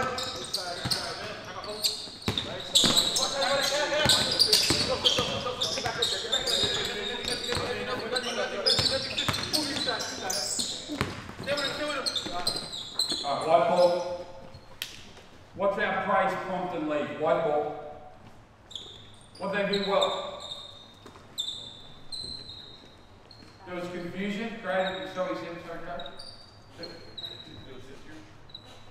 Execution wasn't bad. I like the screen. Like he didn't hang around. It's good. What's the prompt? How can we help him now? Yeah, pace, spacing. Right? Yeah, everyone Remember, beach, ocean, eventually you're going to come out of the ocean, you've got to find your way to the three-point line, right? And the last thing is always, if you're going to play this way, play faster, right? When the early action was great, then they slowed down and they're like, so what are they doing? Those terrible 3 words. Set it up, right? Give up. Speed, keep on. Good, like it. Good job. Alright, now, your point guard, that was elite. That's drag screen basketball until the end, and we'll talk about the end, right?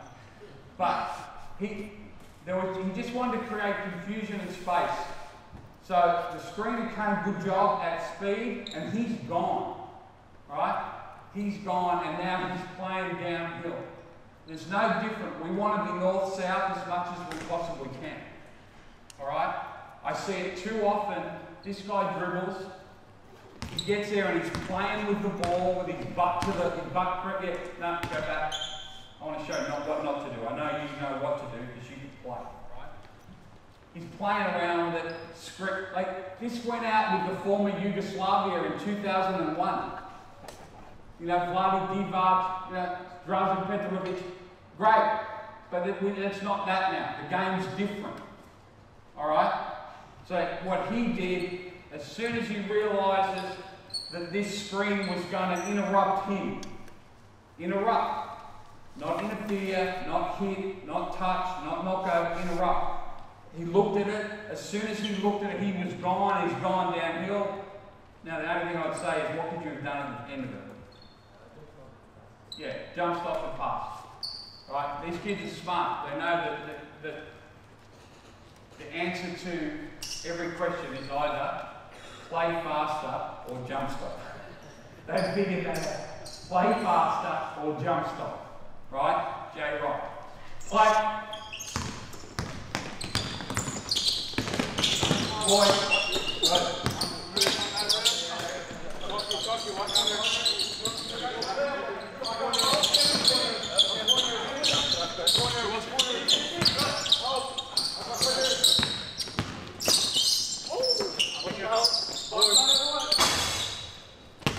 Alright, good job, blue ball. Now, there's a certain element, and these guys are doing a great job, there's a certain element of reconditioning. So they get it, you know, usually there'd be some sort of structure after their break, I'm assuming, coach, right? Which is not wrong, right? So we're trying to recondition them in a hurry. So I'm not too worried about it. Again, I'm not here to coach them. I'm super impressed with their basketball IQ. But my feedback to them would be spacing and play through the high out. Spacing and play through the high out. So I've had them, my man here is a makeshift 5. He's coming here, right? Well now, what's that creating? They know what's happening. And yeah, space. So how can you fix that problem? Just keep going. Play here now. There's nothing wrong with doing the same thing here now. So you can play one-on-one basketball, right? You can get into handoffs with back cuts, whatever else. If we're stuck, swing it to the high out and attack. And what I mean by that is stay down, brother, right? So we've come down, we haven't got pick and roll, right? So we've got stay. Hand off. Just no, hot. See, the first thing he wanted to do, were you going to screen or what were you doing? Oh, he's going to screen, which is a good play. But just stay here, sit down into your game. Right, yep. And play. Alright, just play one-on-one from here. Play one-on-one from here. Now, as I go, if he does a great job, I'm getting first look, remember back cut, he's not come. Alright, now turn the corner.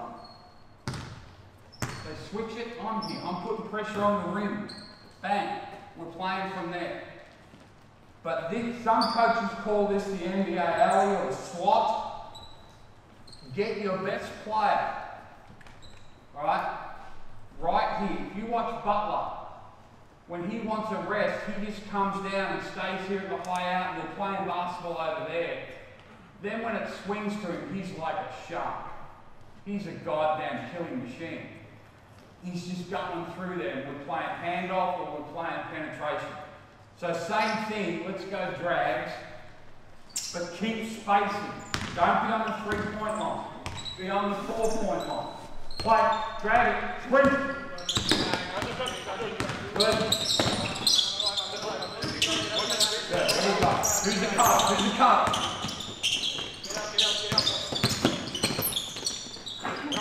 Good. Good. Alright. Cutting is always the solution as a superb cut, my friend. Right? They did a good job, the drag was good, they moved the ball, they stayed composed. Eventually someone's got to put pressure on the rim. You did a great job of driving in there and not panicking. We tell our guards play low and slow when you get deep. Low and slow. They get in there and they want to, just play low and slow, and then Steve Nash. You just drop it there, all right? But you need cutters. I said early in the possession, who's cutting? Because no one was. Someone has to cut. Now, whether it's from the high out or whether it's a back cut. Remember we said, guys, 2/3 of every dribble handoff should be a back cut. You thought about it, didn't you? If you think about it, do it, my brother. Right? What do they say? Never fake a back cut. What are the options? If you're going to have this system with sustained cuts, right? If they make a mistake on a back cut, walk away. Right? If you correct them and they make a mistake, they'll never do it again. Right? You want to reward the behaviours that you want. Right? Not punish them. Play faster. Go. Good, good.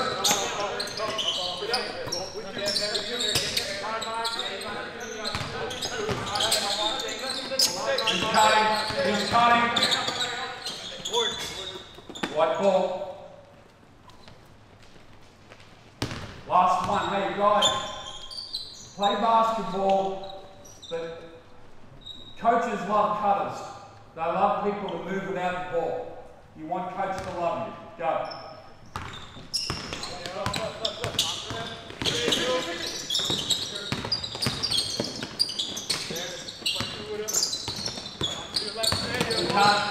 Good.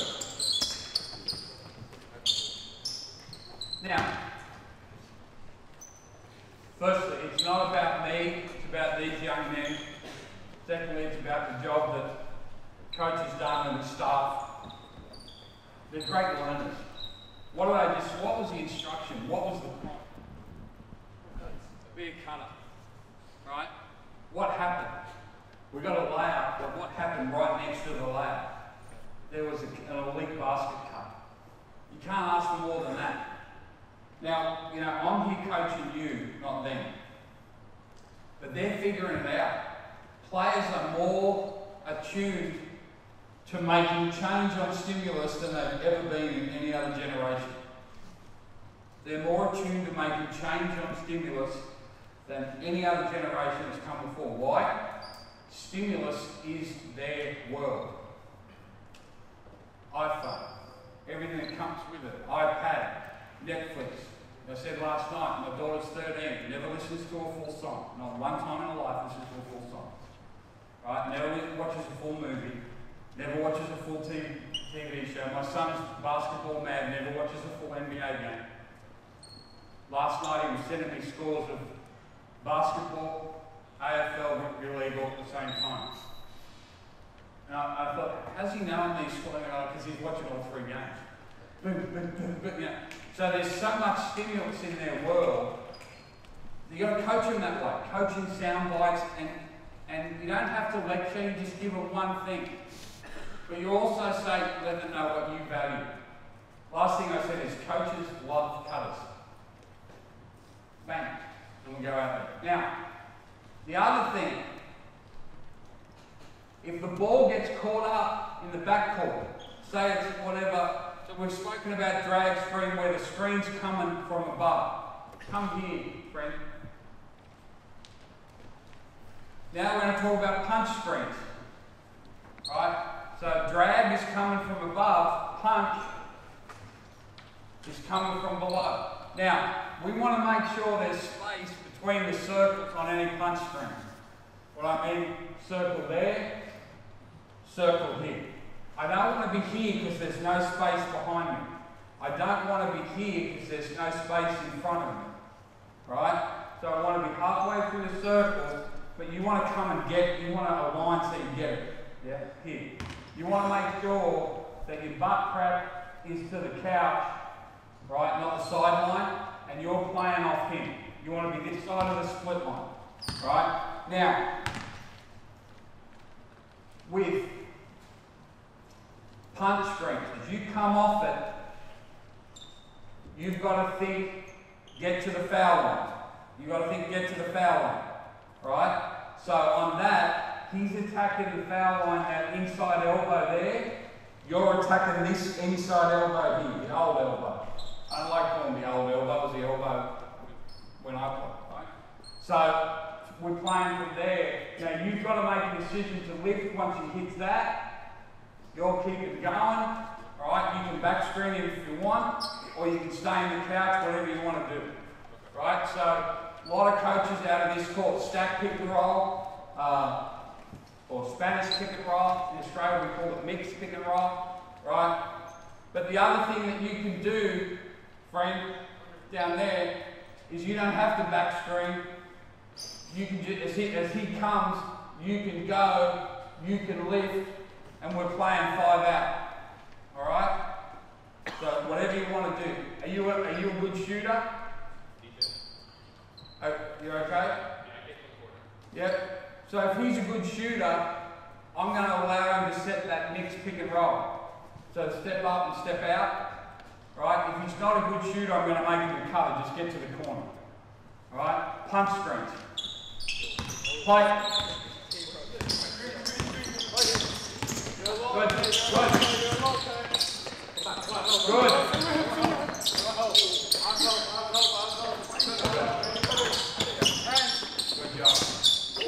All right. Now they're not finishing right now, but my man there that got that layup, where did he drive from? They're great learners. The high out. He wasn't in here, was he? Because there's no drive here. Alright? Because people can just zone you off. He got it in the high out. Now by the time he gets middle, he's got that much momentum, he can do whatever he wants. So it's not about tricky plays or fancy movement. It's just about great detail.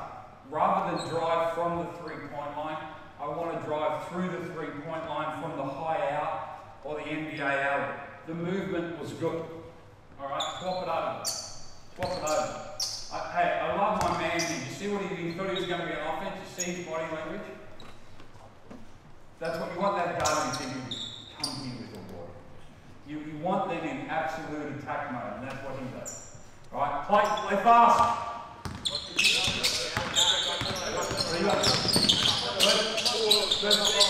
Loosen, good. High out, good boy. Perfect. Score. Alright, now, my mentor said, never praise players, they'll make you regret it. Never praise players, they'll make you regret it. He was an old college coach, it was a different time, right? I said, perfect. As soon as I said it, I regretted saying that. Because I don't know who it was. Someone got it here on the high out. Who drove from up here? Do you remember? Yeah. He was way out here, the LeBron James player. He's penetrating, and then the whole thing went to hell in a handbasket. Everyone wants to, you know, we need space. Alright? We need cutting. So, sometimes it doesn't work. We have a saying in Australia, operation successful, patient died. In other words, it looked pretty good, things went as well. Oh, Mr. Smith, We've got some good news and some bad news. Look, we thought the surgery went real well, but Mrs. Smith died. Alright, sometimes that happens. But you've got to fix the source. And the source is no cutting and no spacing. Go again, blue. Last one.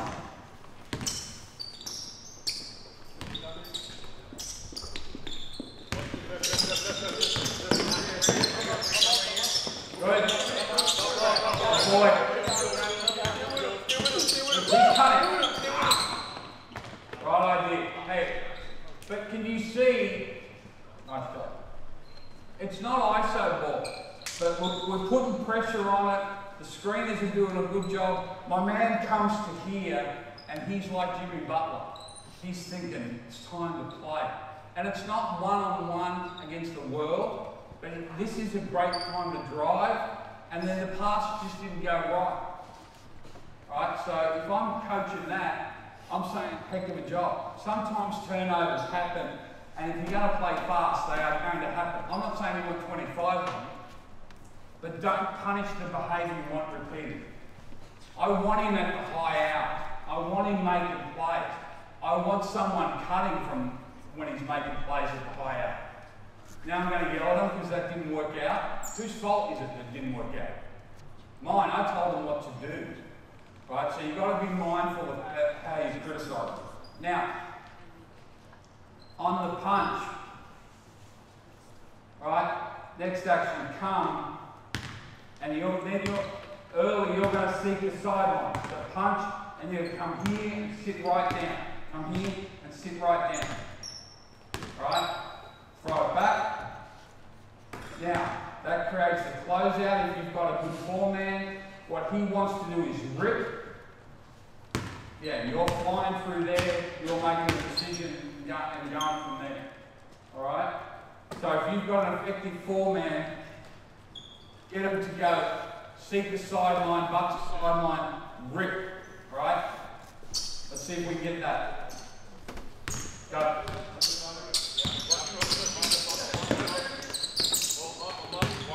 Good. Who's cutting? Who's cutting?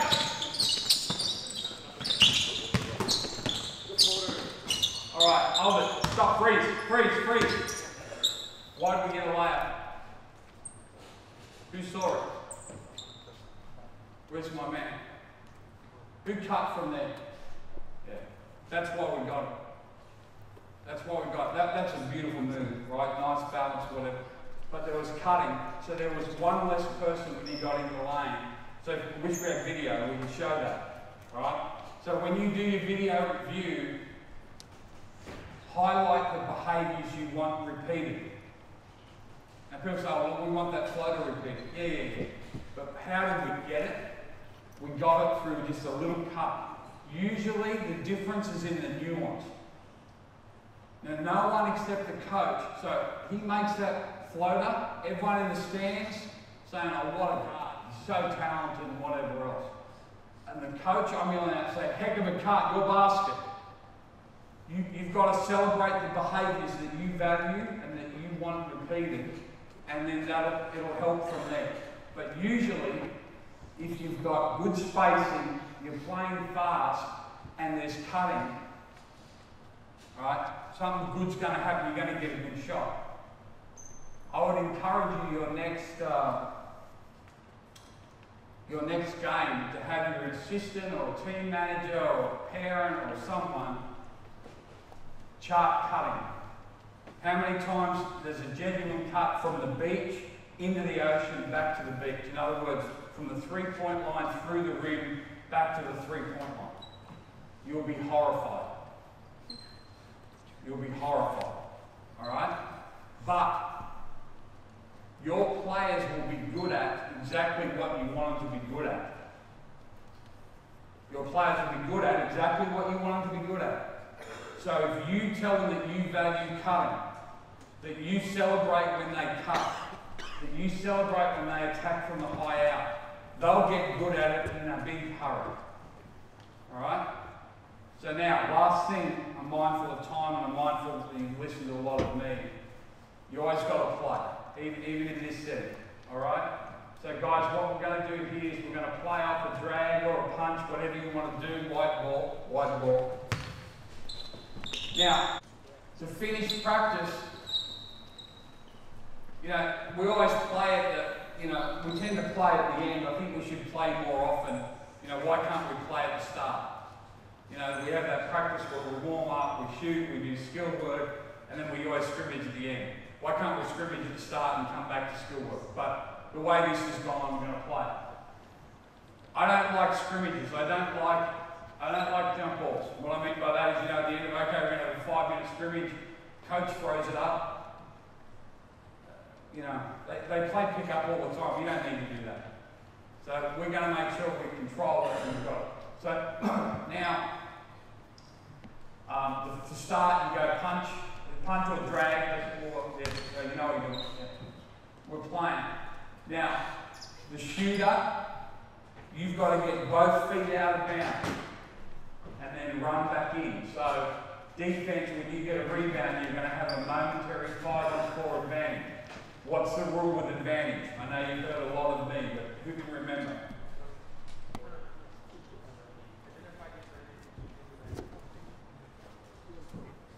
Exploit. Good boy. Right? What tremendous learners they are. They've probably heard me spend 10,000 words. Right? That's the importance of dot points. So in this drill, we're going to play. We're going to identify, keep, and exploit the advantage of play. So play here, shooter jumps both feet out of bounds. You play it down there, speed. Right? You don't have to ball screen. You're just playing transition concept. The shooter down there has to get both feet out of bounds, and then it finishes here. So there's 3 total possessions. We comfortable with that? Play. Watch it. Get out.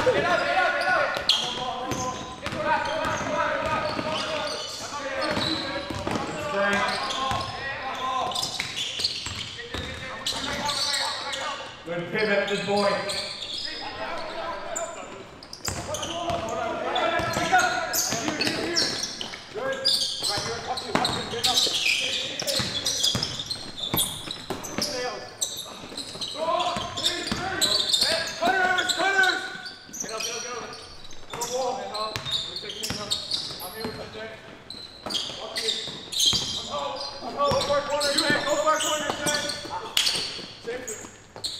Alright, flip it over. What's our praise? Who's got some praise? Speed? Yeah, I didn't mind the speed, it was pretty good. They're playing fast. Yeah, that's the prompt. You know. So guys, that last possession, how long do you think that was? 20, 30 seconds. Yeah, 23.59 seconds. Alright, so you've got to have that clock aware. Now, I'm sure coach practices with the clock. You know, I don't have a session that's not with the clock. You know, I spent time at the University of North Carolina. Each coach has got a stopwatch. They want the ball below the foul line in 4 seconds and they run the stopwatch. Alright? So you've got to help them as well. But guys, remember, it's a basketball game. You've got to keep playing. Alright, whatever you want, let's go.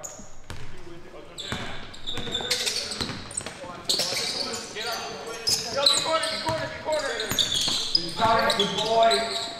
You've got to make that your good boy.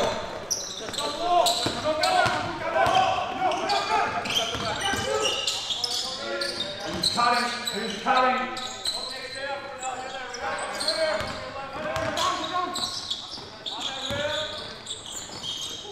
Who's cutting?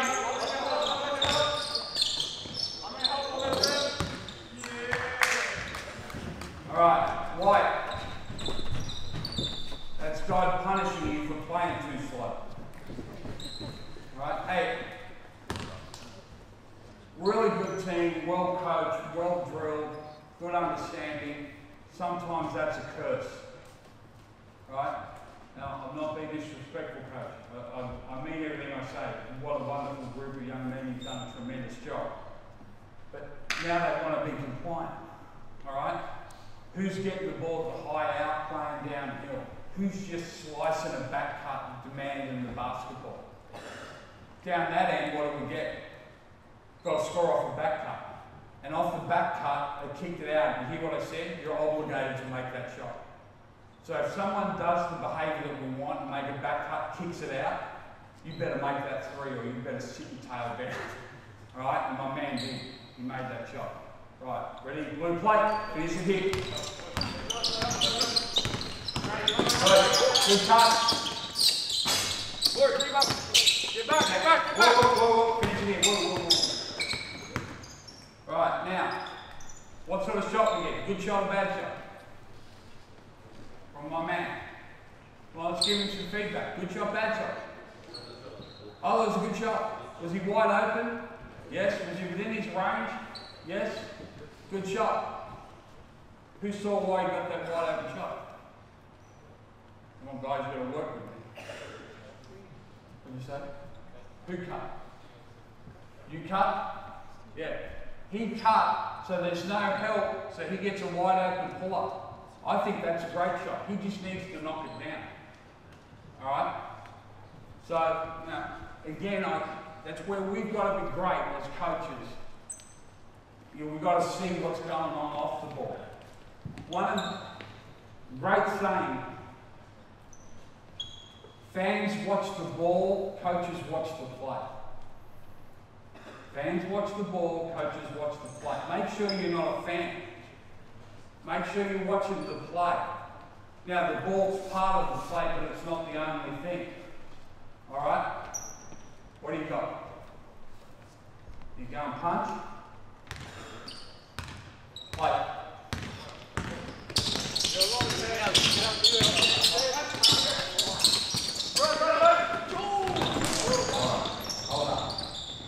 Now, hold up. Come back. Go back to the ball. I was going to finish, but we never finish on that. Alright? And it's not about ego or whatever, we never finish on that. What's our praise for my man? What did he do well? Yeah, you got 2 feet in the paint. Right? Great. And I'm watching you for 5 minutes. By the way, you're moving to Australia on Monday. Right? So, you get 2 feet in the paint. What's our prompt? How can we coach him now? Yeah. You were focused on one guy only, right? And that's a hard pass to make and a hard pass to catch. Just make the easy pass. Praise complete. Let's go. Let's finish on a good one here.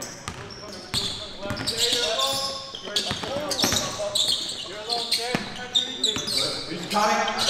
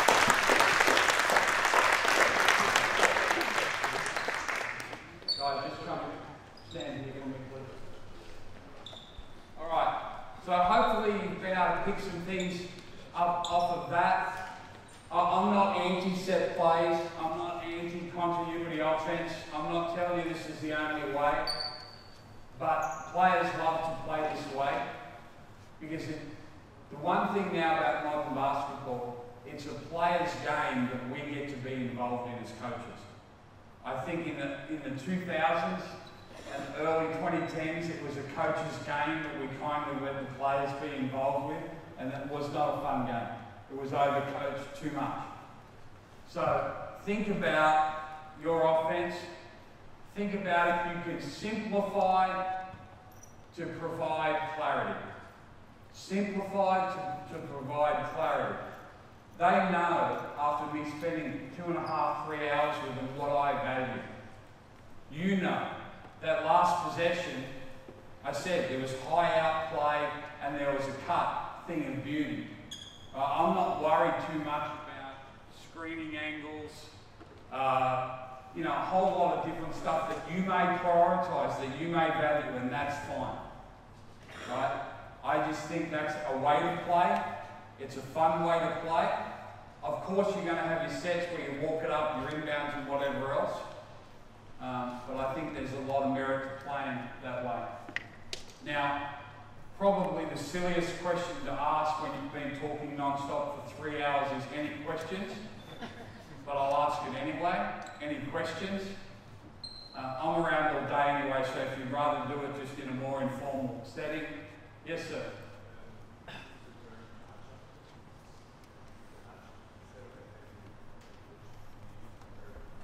Yeah, someone else asked me that about matchup, and that's a big thing in basketball, attacking matchups.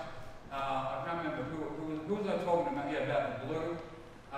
You know, we might yell blue, like have a player yell blue. If you think that I'm guarding you and I can't guard you, in transition you just go blue, blue, and then I find that and we play through you, not isolate you, we just play through you. I think the thing with that is the ball will find the best action.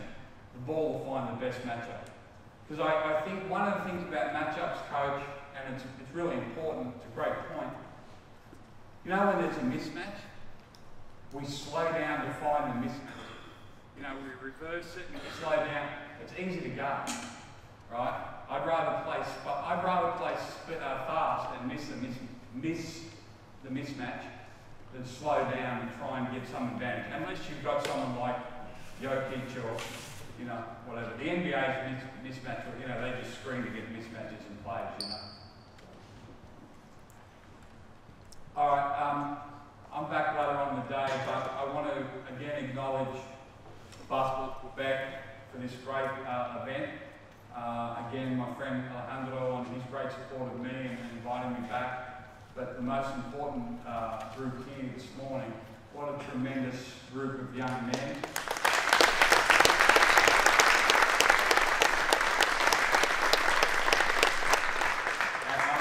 Really sincere and saying they've been wonderfully coached. It's obviously a tremendous program. It's a beautiful campus. So keep doing what you're doing, Coach. I really respect you. And we look forward to spending some time. I've got another clinic this afternoon, but you know, in breaks at lunchtimes and whatever else, you know, you can probably figure out I don't mind talking basketball. So we can talk some more basketball. Thanks, Russ.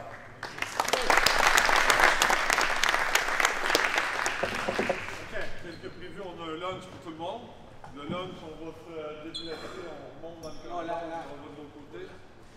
Ou par ici, ouais, c'est ça. On monte ici, on s'en va complètement de l'autre côté, c'est la classe où on était hier soir pour l'atelier. Il y a un lunch pour tout le monde, les joueurs, vous avez le droit à lunch.